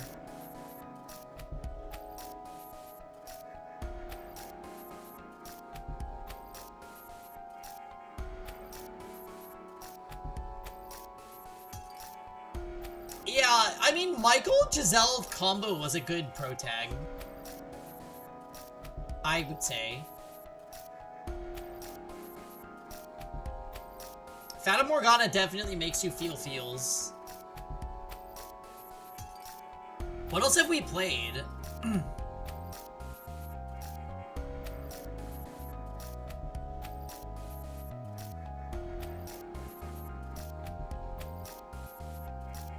By the way, Shinjo, did you enjoy our Nocturne segment last night? I thought that was really fun. I loved it. I think I'm gonna really look forward to Friday night streams from now on, but I need to like have extra caffeine late in the day. Because I got so tired all of a sudden. I'm not even kidding you. I looked at my clock when it was 10:45 and I was like, I'm doing great. And at 10:55, I was like, I am asleep.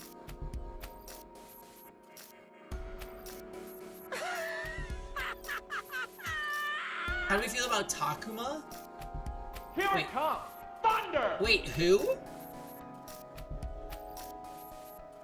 Playing Nocturne? Rage-inducing. Watching Pangy play? Peak. I'm so happy to hear that. Oh my god! Okay, Rosen, you are officially too good with names. I don't remember anybody from Digimon Survive. That was the... Digimon Survive was so bad. What a horrendous video game. Just thinking about it pisses me off. Yeah, Rosen is a teacher, so he's really good with the names.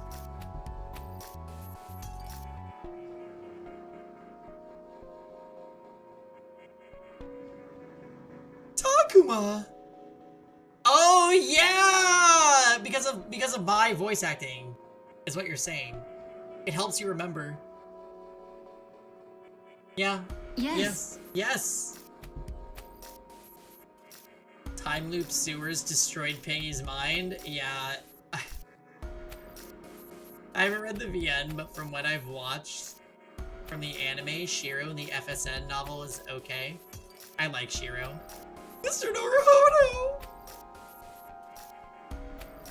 I don't even remember if you finished Survive. I did. I completed one route and I was like, hey, I'm putting the game down! I thought Survive was horrendous. Oh, I thought it was so bad. Like, I'm used to Digimon games being bad, but that game was so bad. Survive is Digimon Survive. It's a game that essentially, it was supposed to come out in like 2019 or 2018, but basically the project got canceled and restarted, and then it came out in like 2021 and it was shit. Yeah, we thought it was gonna be a Digimon horror visual novel with tactics gameplay, which, like, on paper, that's like LPT Central. But that game was horrendous. Oh my god. Oh my fucking god. There's no doubt. It's shit. Yeah, that, I'm so disappointed. I really stand by the only good Digimon games are Digimon Cyber Sleuth and Cyber Sleuth Hacker's Memory. That's it. I think every other Digimon game might be shit. Except for Digimon Digital Card Battle for the PS1, that game is lit. Do Persona Protex count as VN MCs? No. I have to play Digimon Dusk Dawn on DS. Is it on the list, Rosen? That one might actually not be on the list. You Fabbles, I'm gonna play Hacker's Memory on stream sometime. And I will name... It's fun when we play Digimon games, because I always end up naming the Digimon after all the viewers.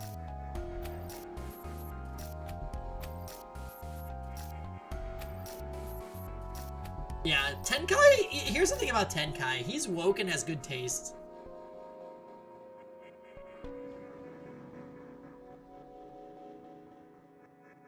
Oh, Shinjo. Digimon Cyber Sleuth is a great game.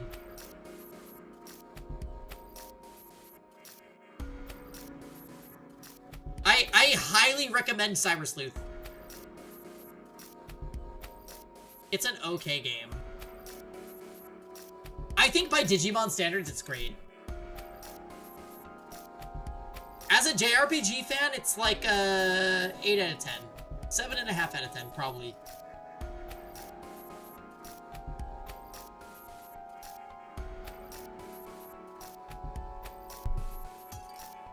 Yeah, Digimon World 2 is a really bad game. And it's impossible to play currently because the load times are actually, it makes the game unplayable. I remember watching somebody play Digimon World 2 in 2017, and he said, I will never play this ever again in my life because I suffered so much. And I know he suffered because there's load times in between every animation. In a dungeon crawler that spams encounters at you.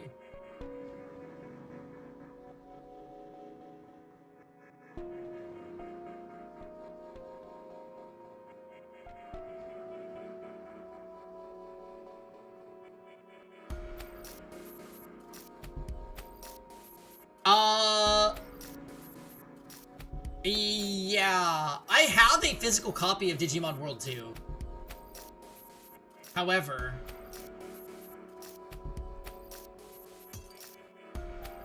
and yeah, you had to digivolve and then undigivolve to raise the level cap, and then re-digivolve. It was like terrible system.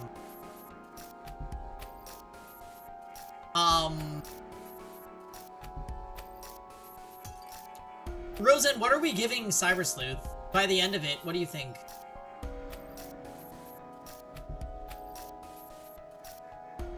PS1 FF6? What version of FF6 did I play? I think I played the Game Boy Advance version.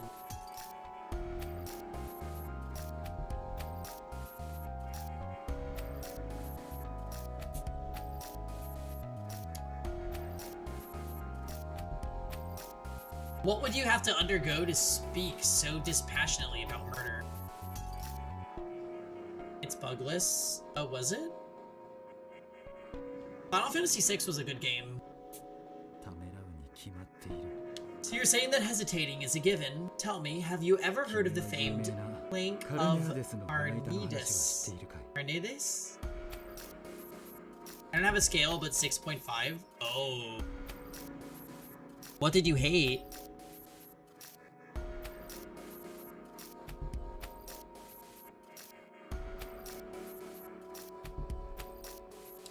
Ooh, not load times when you open a menu. That's bad.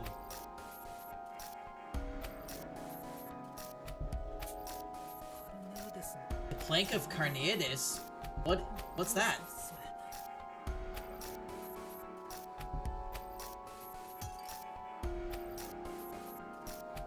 Yeah. PlayStation 1, like when I think of PlayStation 1, I think of lag and loading times. I also think that with the Switch. Interesting.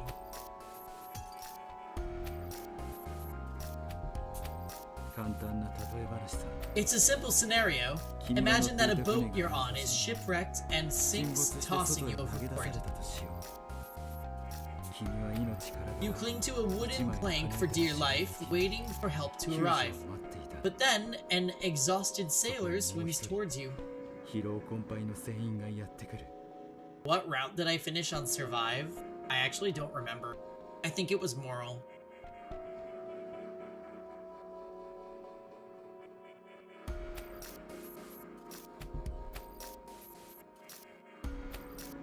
Only being able to accept one case at a time, only from the PC. Too similar to Cyber Sleuth, couldn't skip dialogue, battle system unbalanced. Oh, so wait, this is specifically Hacker's Memory? Because I was more so commenting on like the base Cyber Sleuth.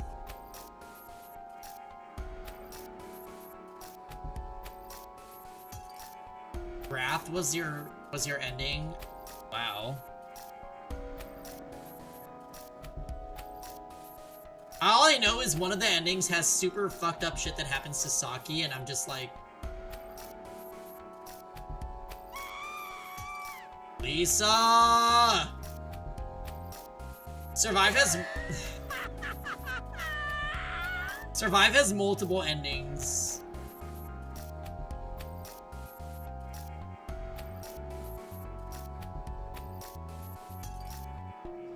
Oh.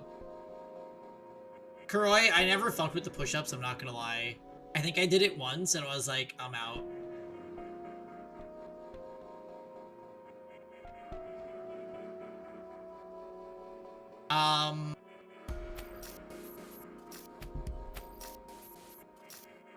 No, and I wouldn't, Rosen. I want to play Triangle Strategy. I'm just like struggling with time, to be honest. There's new games coming out constantly and it's hard to justify going back to other ones. But then we have Despair Arc Fridays, but I get so tired I can only stream for 2.5 hours. So I need to drink, I think my solution is I need to just drink coffee on Fridays. Like at 7 p.m.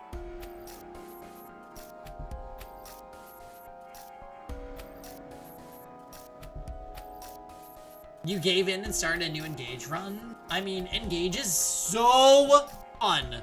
I love Engage. I think Engage might be top 3. I was saying it was top 5 earlier. I think it might be top 3.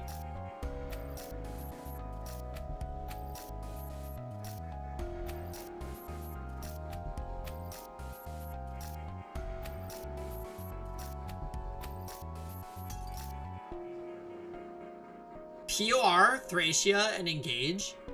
I think my top 3 is...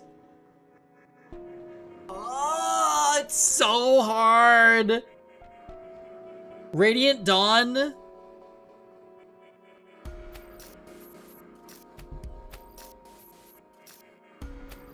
I think it might be Radiant Dawn, Binding Blade, and Engage, with Thracia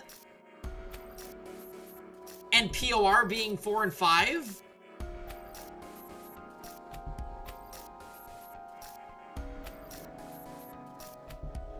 Oh, Fates is really good too. Can we just count POR and Radiant Dawn as one game? Because then I think Fates would be in my top 5. Fates' gameplay is absurdly fun.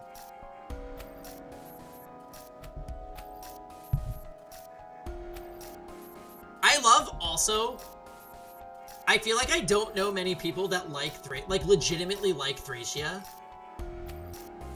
And Fables and Kuroi are right here.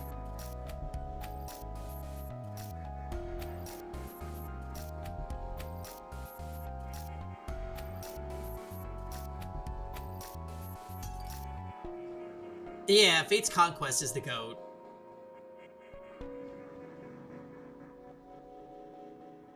Shinjo, I know you hate ambush reinforcements, so it's funny to see you also love Awakening. I think it's really holding me back.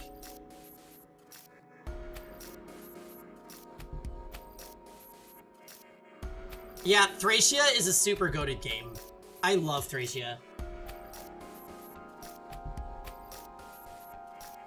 Also, Lisa, let me know if you need to catch up in what's happening. I'm getting really distracted and not making progress in Process of Elimination right now. But, like, yeah.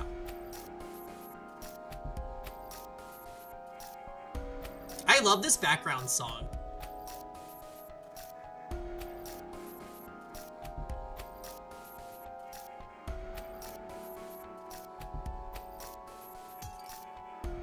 Yeah, the ambush cringe in the DS Fire Emblems is super lame. What happened today?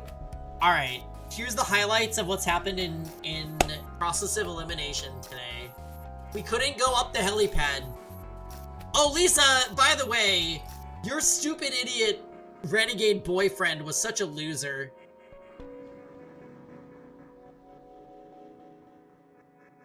And he ran away after he did a thing that got Armor killed.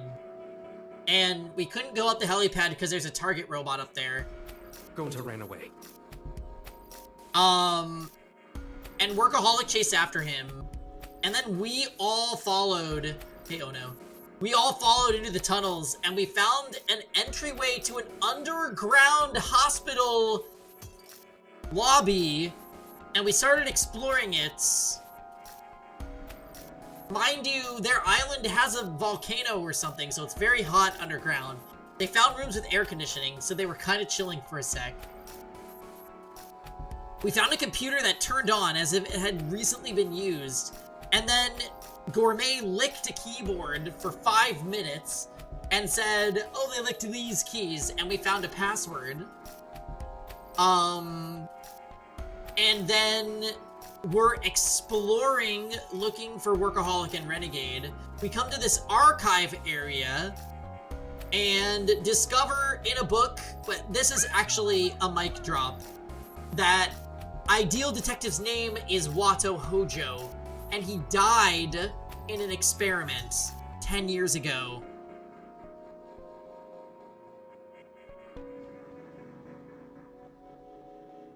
So now, Ideal Detective pops into our head and is like, Lamau, yeah, I'm number 2 Ideal Detective. And before she could talk to us about it more, Workaholic shows up, knocks out Bookie, and is now telling us to give him the book. And he also knows about our past, but he won't tell us unless if we give him the book. And help him kill Renegade Detective. So right now, we're kind of like telling him that we don't want anyone to die because we think we can save Renegade Detective. But the way I see it, Renegade Detective is a complete shithead that should probably die. But our main character is super stubborn and illogical, so that's what leaves us right here.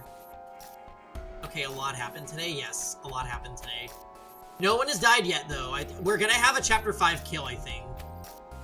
I suspect it will either be Posh or Techie.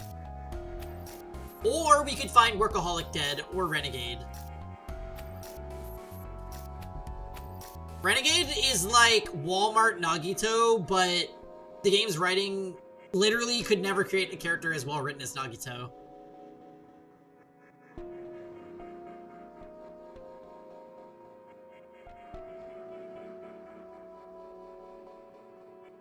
Oh, Lisa. Lisa, you need to go watch the VOD. That case was so good. Because we were investigating a murder that we didn't know had a real culprit until we saw what Renegade was doing to set up the crime. Renegade is the one that caused Armor Detective to die. It was actually like a major like moment. It was really good. Hey, what's up, Dammy? We're playing Jackbox tonight if you're interested. Same with you, Lisa, Shinjo, everybody that's here. Anyways, what's his fuck got his arm cut off so he could put blood on things and have the blood-seeking red SPX go after them. It was totally crazy.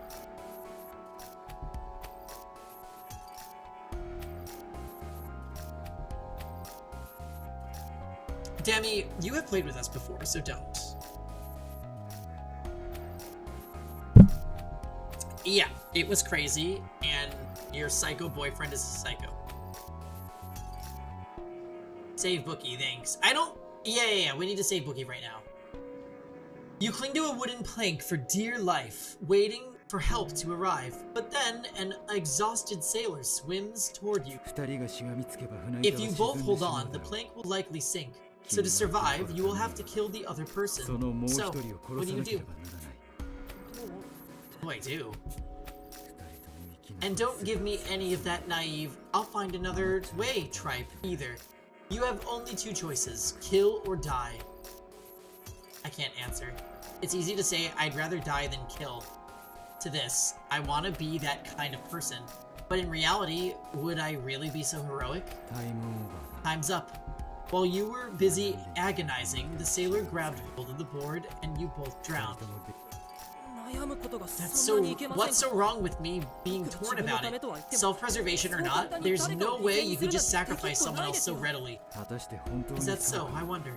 People aren't so noble as you believe. Downtown was so cheery, yet she was also a serial killer. I am a father, but look at what's become of me. It's shocking how easily morality can go askew.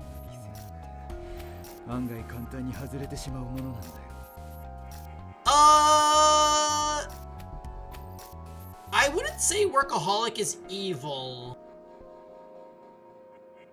He wants Renegade dead. Yeah, there's Downtown again. I do miss her. I think she was a fun character. Besides, that monster of a detective Renegade was never a rational person to begin with. A monster? Come on, you're exaggerating. Not at all. Murder comes easily to him. As easy as purchasing a piece of candy at the store on an impulsive whim. He lacks the rationality of a normal person. It's his greatest strength. We too will need to abandon reason to take him down. At times, even detectives must have the resolve to kill. The resolve to kill, that's exactly what he said back at the underground hangar. At the time, I couldn't muster up anything in response. I was overwhelmed by his conviction. But now there's a clear counter-argument, and it's all thanks to Holmes, who validated me when all I could do was wrestle with myself.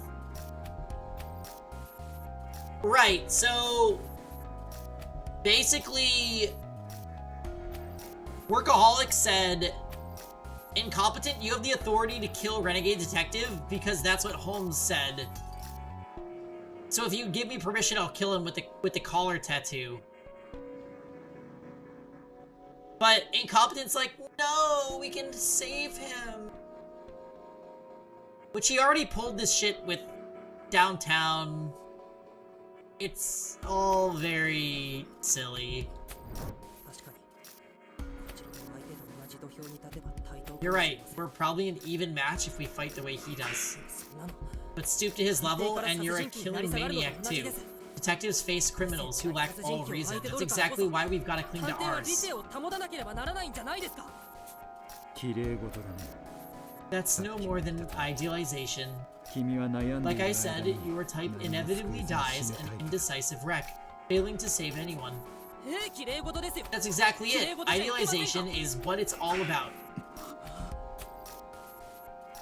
Words leave my mouth before I can stop them, but now that they're out, there's no going back. No, Lisa. People say detectives are selfish, meddling in what should be left to the cops, right? We'll claim it's about solving cases, but it's really about our egos. An egoist free of reason is no better than a killer. The moment you lose your justice, pride, and sense of idealization, you're unfit to be a detective. I'll never become a detective like you. I'll always be incompetent, agonizing over every little detail no matter what tragedy. Detective without a sense of idealization is no detective at all, huh? That stings in particular. I had one once. I'd talk of solving the Dayless Night incident and improving our nation. In the name of justice, I spoke ardently about it all.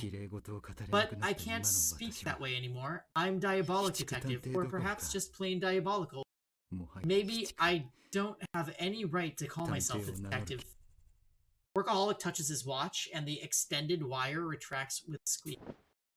He then approaches me with Bookworm still unconscious in his arms. That book's impossible to decipher anyway. I'll leave it in your hands. You should try reading it now, just in case a time comes when you have nothing left to rely on. I'm sure you'll realize if you... Workaholic hands Bookworm over to me, and I take her into my arms wearily. I can hear her breathing quietly in her sleep. Thank goodness she's safe. Does this mean you believe in me? At least, I won't deny your beliefs. My path is an evil one. It was foolish to try and get you involved. However, I don't think I'm in the wrong. I am committed to killing Renegade, and I will not back down. I swear to end him. In time, he'll reach his goal and make it to the surface. I'll do what it takes to kill him before then. If you think you can stop me, take your shot. With that, he leaves the room. Left holding the sleeping Bookworm in my arms, my mind returns to the thought experiment where Alec had mentioned. The plank carnitas. Either kill to survive, or you yourself will die. I want to be a detective because I can't forget the sight of Saika dying right before me. I want to be a detective who can save people in those situations. It's all I can ever think about. But if I really was clinging to the plank of carnitas, what would I do? I want to believe I'd have the courage to sacrifice my own life, but in all honesty, I know I'm not that strong. Holmes, whose life would you prioritize, your own or someone else's? Saika said that she's the second ideal, and the first is Wato Hojo, who's supposed to be dead, so we really don't have enough information.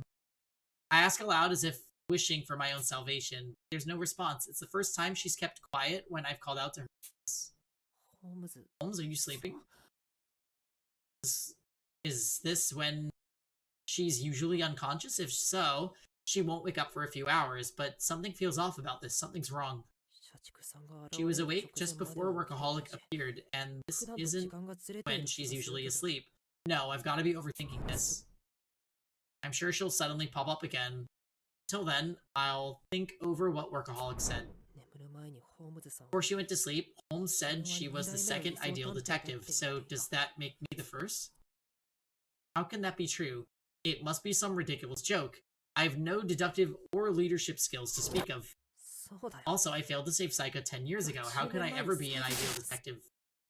My memory remains grainy and unclear. I've seen Saika die countless times in my dreams, but am I really remembering what happened correctly? Someone claiming to be Saika appeared in front of me, told me I saved her. She trusted in me completely. If my memory is all a lie, could there be some truth about myself I don't know yet? Holmes, what should I believe? Tell me, Holmes, please say something. I stand still in the archives, speaking to an empty ceiling, speaking and speaking, and no one responds. No matter how much I call, ask, or beg, Holmes won't show herself to me. This is interesting. Why incompetent? Whatever is the matter? Why are you carrying bookworm on your back? Oh, she fell asleep while we were looking into things. I guess she was just that tired. I've carried bookworm who got knocked out by workaholic back lobby. Posh is busy working on something on the sofa. What are you doing? I am preparing blankets for us all. As we've yet to find any sleeping accommodations, it appears we shall be spending the night here. Well, at least the sofas in this lobby beat sleeping on the ground. Getting any rest in the maze was impossible. I had considered our sleeping arrangements one bit, so I'm glad Posh already has a plan. Thanks, Posh. Today's been intense. I'm gonna rest for a bit, okay? Just as I set book down on the sofa. Did something occur in the archives? Huh? That's the last question I was expecting to hear from her. Did I let something slip? I try to keep my face composed as I reply. I wouldn't want to cause any unnecessary concern. Not at all. Everything went fine. We didn't find anything. I'm just being down on myself. You're a dreadful liar. You've the look of a bumbling employee secretly trying to juggle everything without their superiors noticing. I'm at a loss for words. Posh hit the nail on the head. She sighs deeply as I keep silent. My goodness, this may sound odd coming from me, but perhaps you ought to allow others to aid you a tad. Was it not you yourself who first encouraged me to work with everyone after I set off to solve the case all by my lonesome? You're right. Sorry, I don't know what to say.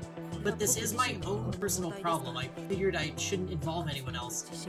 I figured I could solve things on my own. You poor wretched fool! Dear me, roles are such simple things. Posh guffaws, flicking my nose with her finger. Is it clear to you now? A detective's business is all about the business of other people, you know? From adultery cases to missing pets and even murder.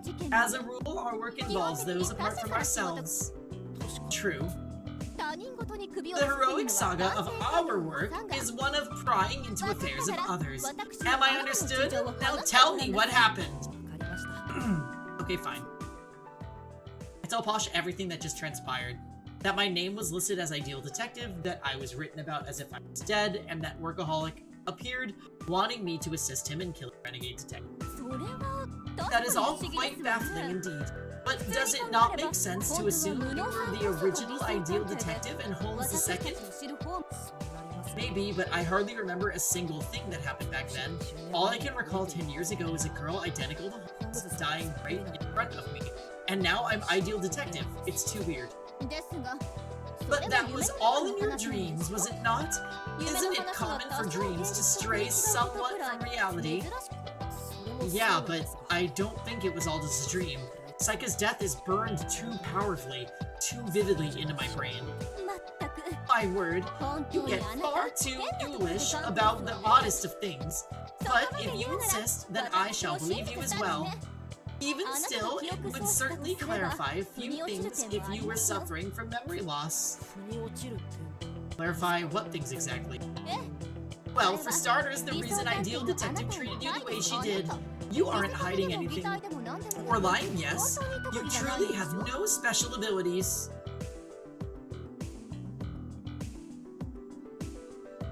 You're surprised that he confided in someone? I'm honestly surprised that we confided to Posh. I think it kind of... It's giving that Posh is gonna survive the game.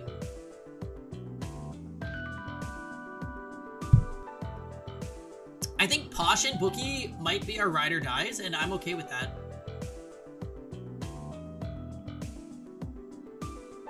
But if that's true, I kind of think Techie Detective is dead. This chapter.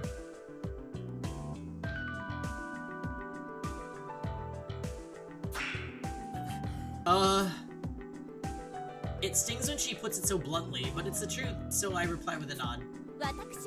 Ever since my early days, I've been exposed to genuine articles. I swear by my aesthetic eye, for it can see the authenticity in all things. I think Posh is having character development, actually.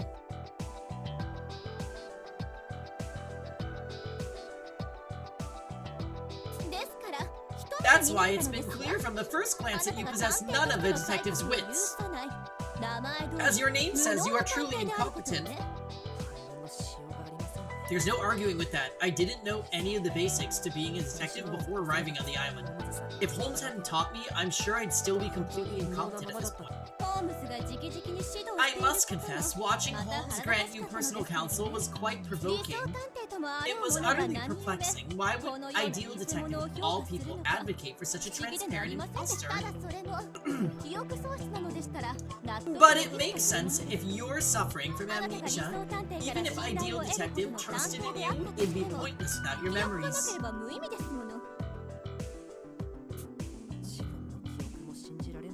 But if I can't trust my own memory, what can I trust? The things Holmes and Workaholic said are lining up less and less with my own recollection. There's so much I don't get. It's starting to feel like I'm going crazy. Before you devolve into a fretting fit, try to recall everything that had occurred. Posh speaks decisively. You want me to remember everything? How? There were other volumes, were there not? Not to mention the PCs and their valuable stores of data. My experiences here have taught me the following. No mystery can be solved by jumping to conclusions. A sound judgment requires sufficient evidence.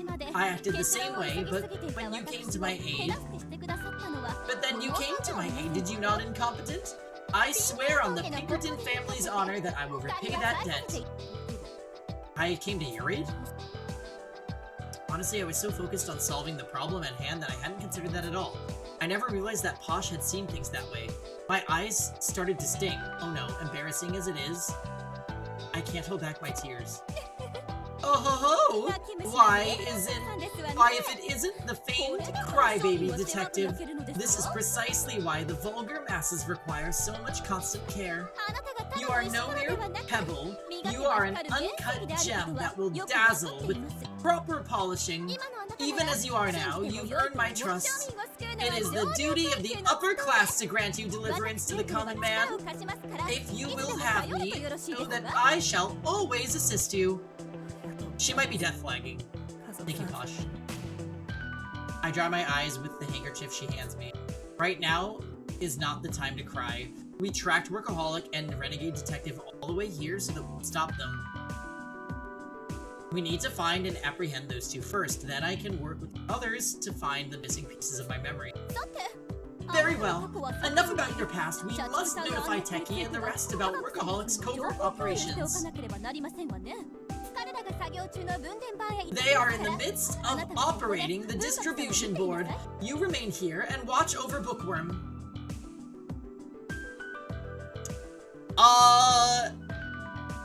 She did something? I know, it's crazy. She had some good development. I'm worried for her. And I hope she's a ride or die.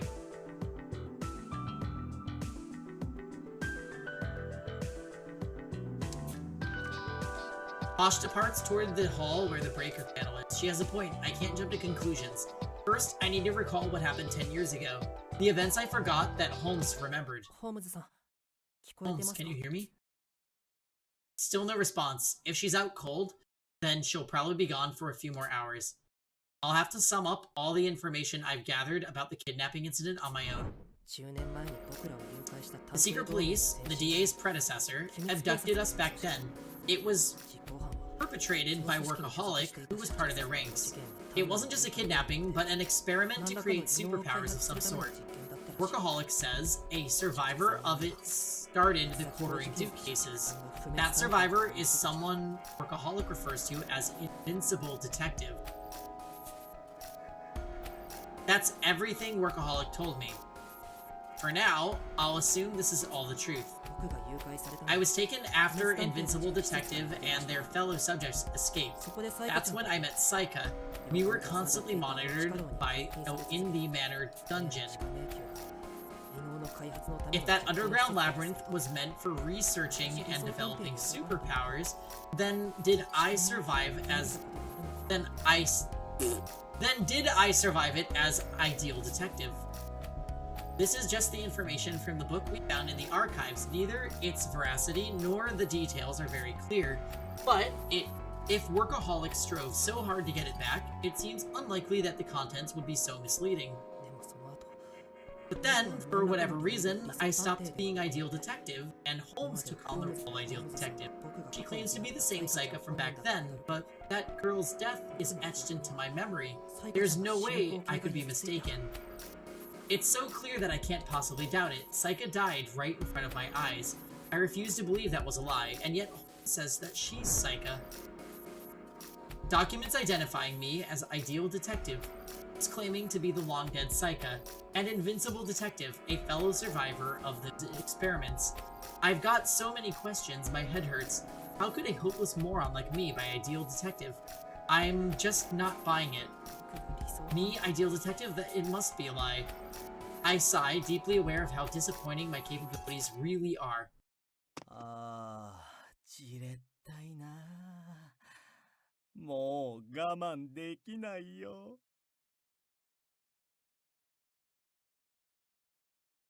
Oh, something really bad is gonna happen. Lisa, please.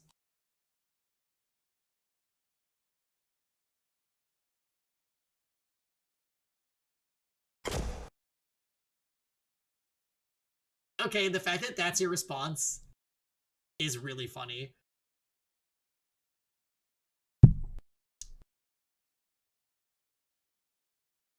How annoying. I can't take it anymore. Allow me to open your eyes, 俺 incompetence. の手で君を目覚めさせてあげるよ。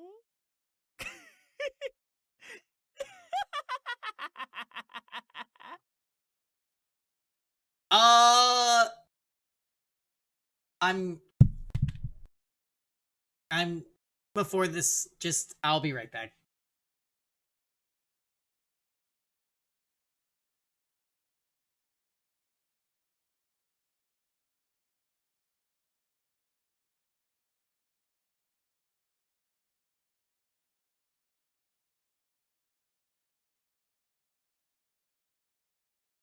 Oh my god!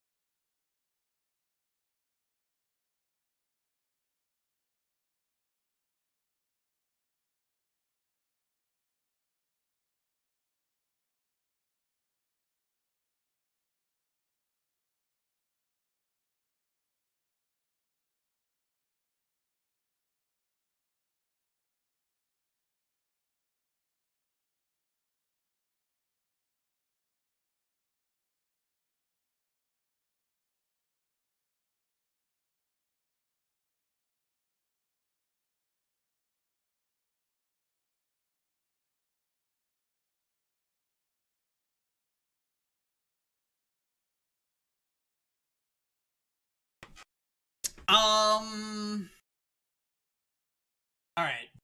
Yes. Yes! I'm here.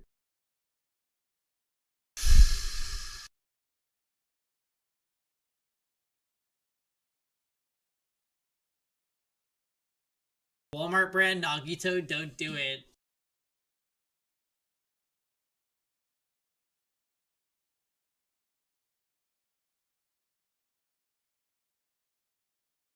I really don't think Bookie is gonna die. Super Omega real talk. I think Bookie is safe via plot armor.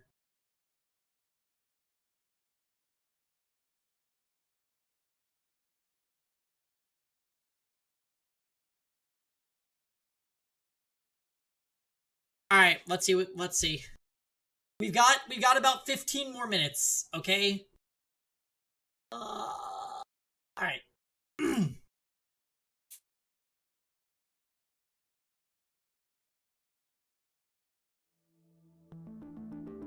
What?!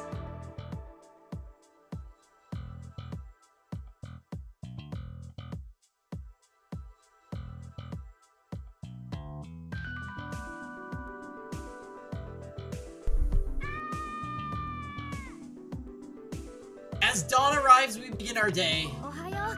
Morning, incompetent. Oh, hey, morning, doleful. I appreciate you working so late yesterday. Something up? Your face looks pretty washed out. It's nothing, really. I just had too much on my mind to sleep last night. You say so, but if something really is going on, remember you can always tell me. Anyway, I'm gonna go and wash up. Catch you in a bit, alright? Sounds good. I'll help out with breakfast in the meantime. I gotta stop worrying everyone like this. Once Doleful and I part ways, I berate myself with a light smack on the cheek. I wanted to ask Holmes about the past since yesterday, but she still hasn't reappeared. She's been gone for extended periods before, but never this long. I wonder what's going on with her. Maybe she'd prefer that we didn't discuss it. No, that couldn't be. I feel like a fool for even considering it. Sure, she's been evasive whenever our history gets brought up, but it's only ever been for my own sake. That's what she's always told me. I mean, she's been on my side this entire time. She wouldn't start stonewalling me now, would she?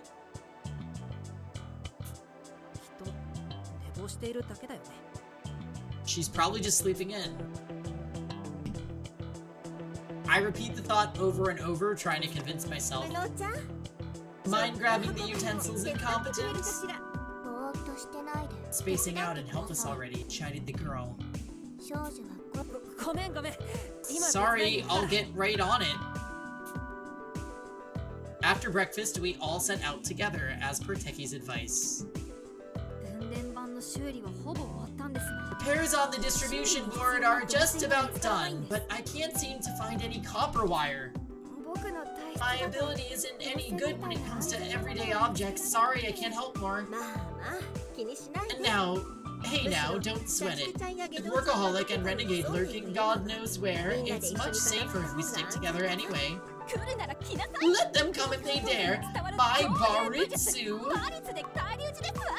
We'll turn the tide of battle, just as the Pinkertons have so proudly done for generations. Wata. They're the Kung Fu noises. I thought Baritsu was supposed to be Japanese. Mused the girl, cracking a joke only Sherlockians would get.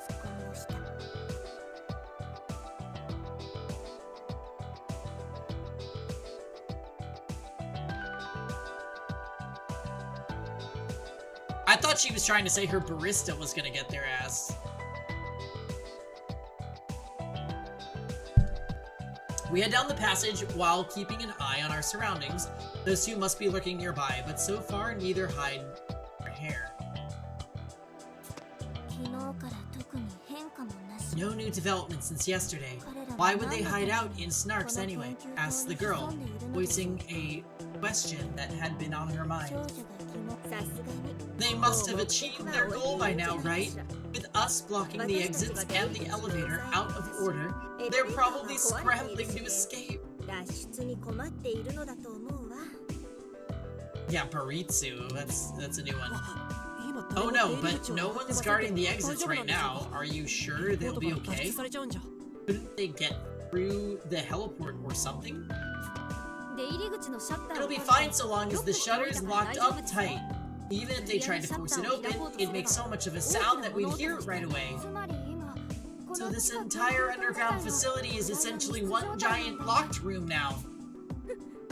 Must you say such ominous things? Referring to it as a locked room makes it seem as though another murder is imminent. Hey dear, why are you heathering me? At a time like this, a murder is about to occur. And we will be on Jackbox in about 15 minutes. That's true enough. Crime fiction sure does love its locked room mysteries, doesn't it? Anything in that toolbox before? Nothing but tools, said the girl, shoulders slumped as she reports her findings. Man, with all these electronics around, I hope we'd be able to find some copper wire somewhere, but no dice, huh? I considered taking apart the computers and using their internal wiring even, but Techie suggested we only do so as a last resort. Apparently, Doleful got the sense that messing with them was too dangerous. Better to play things safe, considering the sensitive info they must hold. Hey, why do you need copper wires anyway? The wiring inside the breakers is old and no good. They won't work properly unless we replace it. Did someone cut the wires? The girl asked with concern. No, it's just wear and tear. This whole place is covered in dust, and the PC's OS is practically a fossil. No one has been here in a very long time. I visited this research facility a lot, but no one's ever showed me this underground section. Maybe it's stored space for unneeded stuff.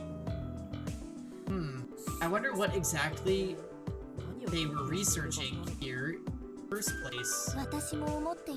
I've been wondering the same myself. Weren't we originally meant to work on the Quartering Duke case in this very facility? Asked the girl. Snarks has long been used for recreating crime scenes with dioramas and conducting analyses that were too time-consuming to do domestically. In fact, the Quartering Duke murders themselves have been constructed using dioramas found in the archive room above us. Whoa, that's impressive. So, we were intended to use those dioramas in our investigation. A heaviness weighs on my chest as I consider how things could have been different. No one should have been murdered. There were supposed to be so many more of us working together to solve the Quartering Duke case. I'm sure our investigation would have been further along. That's precisely why the Duke intervened, but it still bears hard upon me. You said your friends used Detective Alliance technology. Was it developed in this facility? Exactly! Tools and chemicals that are domestically unsafe and ethically problematic are made specially available here. It's an inventor's dream come true. Isn't that illegal? Of course, that's why this headquarters is located on a remote island. I feel like I just learned something that I am better off not knowing. You can't keep the place with frontal strikes alone. The police may be skilled, but their organization is unwieldy and highly restricted. I heard that they just aren't able to keep up with how many victims the Quartering Duke has slain. Which is why the DA was appointed to the case. We have fewer constraints and can move freely, so we were deemed the only ones who could solve it. That's the official story, at least. Truth be told, we are merely a convenient decoy to pin the blame on if things go amiss. A decoy? You mean a scapegoat? Precisely. When one comes up empty-handed, it's quite useful to have someone else to direct the hatred toward. If we produce results, splendid. If we fail, we shall be branded insignificant and unduly bombarded for our troubles. Regardless, any disdain for the police would be redirected as a result. In short, we've got to solve this case, or it'll be our heads on the chopping block. Talk about pressure. Countless challenges await us, even after we escape this island. My head aches at the prospect. Let us expense a celebration banquet upon our return. We leave the archives and head to the lab. Our investigation continues for some time before Posh suddenly chimes in. Perhaps we ought to harvest some copper wire from the headphones plugged into the computer here. Hmm? Oh, that's a great idea! Wait, what? How do you mean? My, what a dullard you are! Copper wire is found inside audio cables. I doubt we'll be needing any headphones. So with plenty to go around, we'll harvest a rather fine bundle. No? Perfect, each PC has a pair, so if we take all of them apart, we'll have more than enough wire. Thanks a bunch for the idea, Posh. I'm surprised you know so much about headphone cords, Posh. You mean to say you've never repaired an audio cable? Sad, yet expected of your kind. If you buy a new pair every time a cord frays, you'll wind up spending an astrological amount of money. So basically Techie is trying to fix a circuit board in hopes that he will be able to make the elevator function again.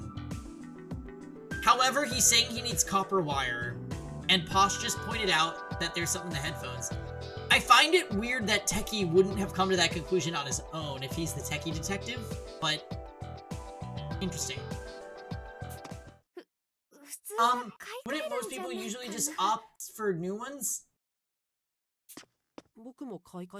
I know I would. Times are tough, aren't they, Posh? Girl gently placed her hand on Posh's shoulder, her head nodding solemnly.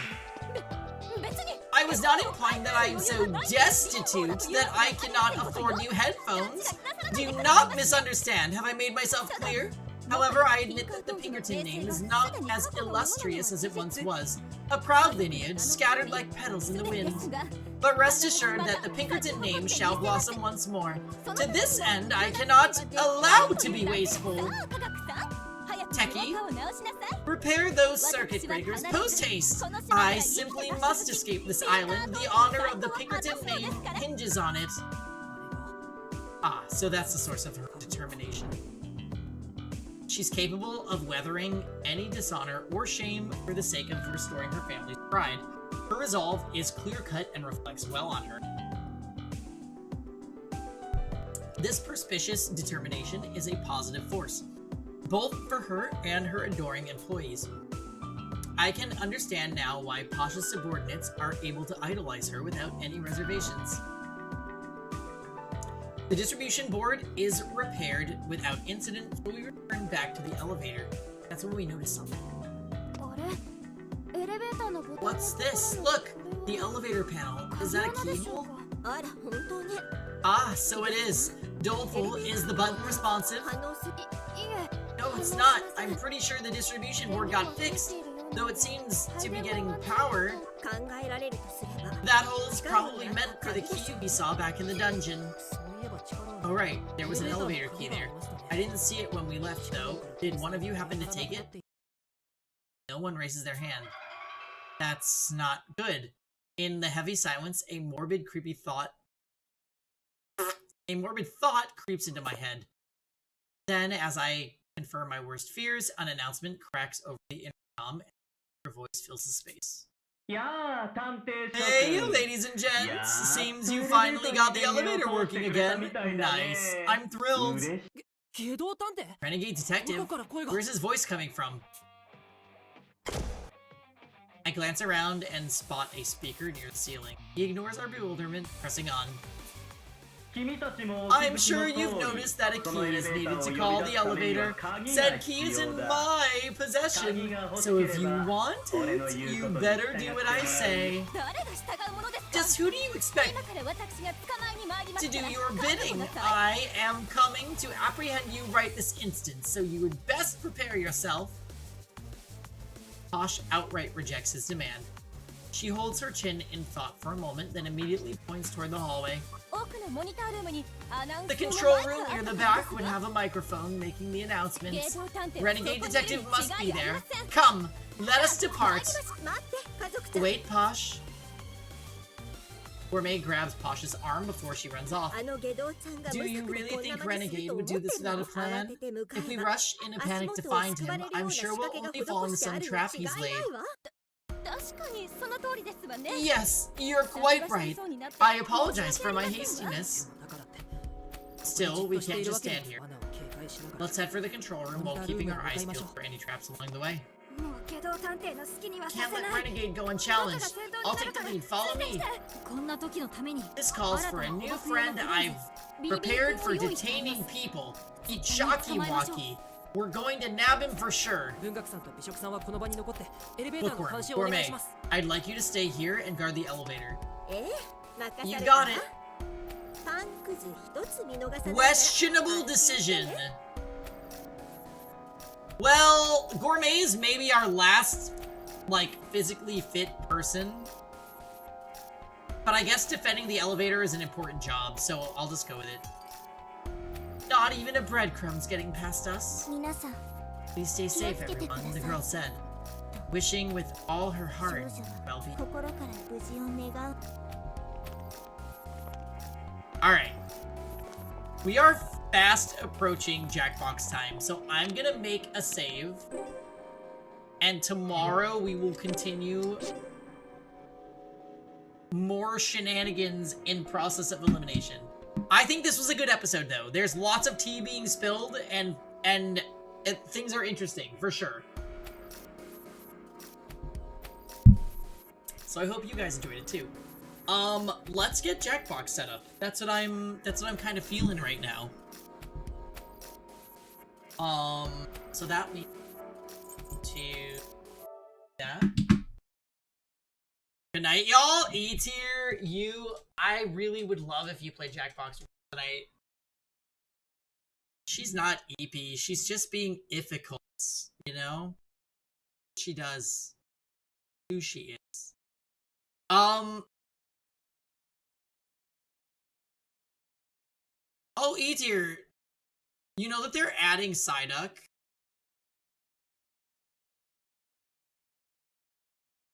They're adding Psyduck to Pokemon Unite, and he doesn't evolve. How crazy is that? Saturday night, community night.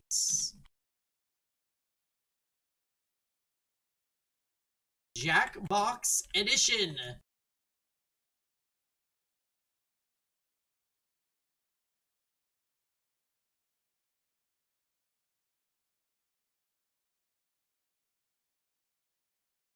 Okay. I'm gonna play some music while I spam.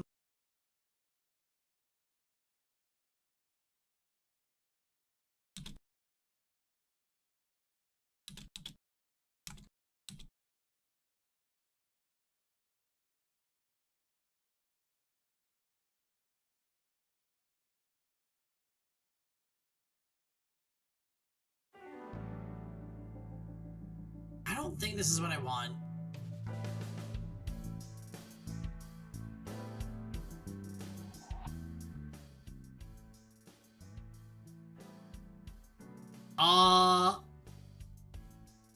Wait.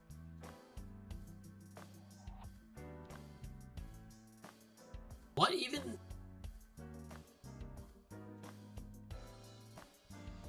Okay, I'm going to Jackbox.tv.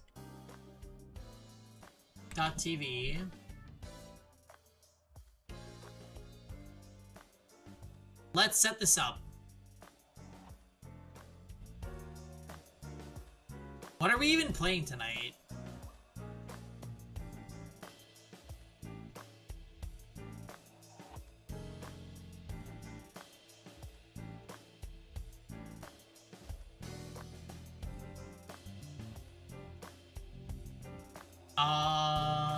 Co-op. Jackbox time is upon us at Jackboxers. I'm gonna chill in the Jackbox party thing.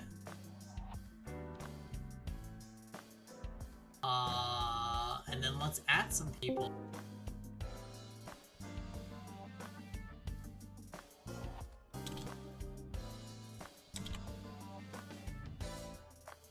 Now time to, yeah, it's time to spam message.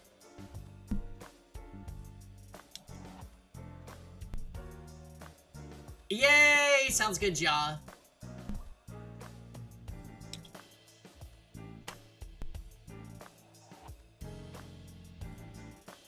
Were you guys watching more of that grocery store show? You were, weren't you? Yay! Hi, Phil. Yeah, guys, collect in the Jackbox voice channel. If you would like. And by that I mean please do.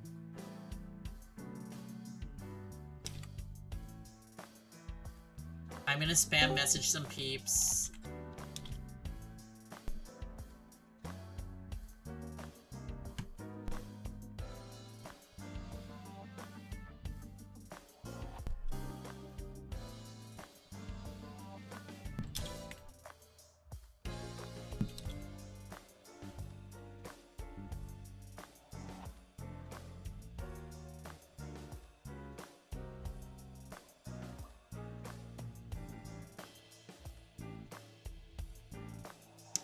Yeah, we're kind of chilling.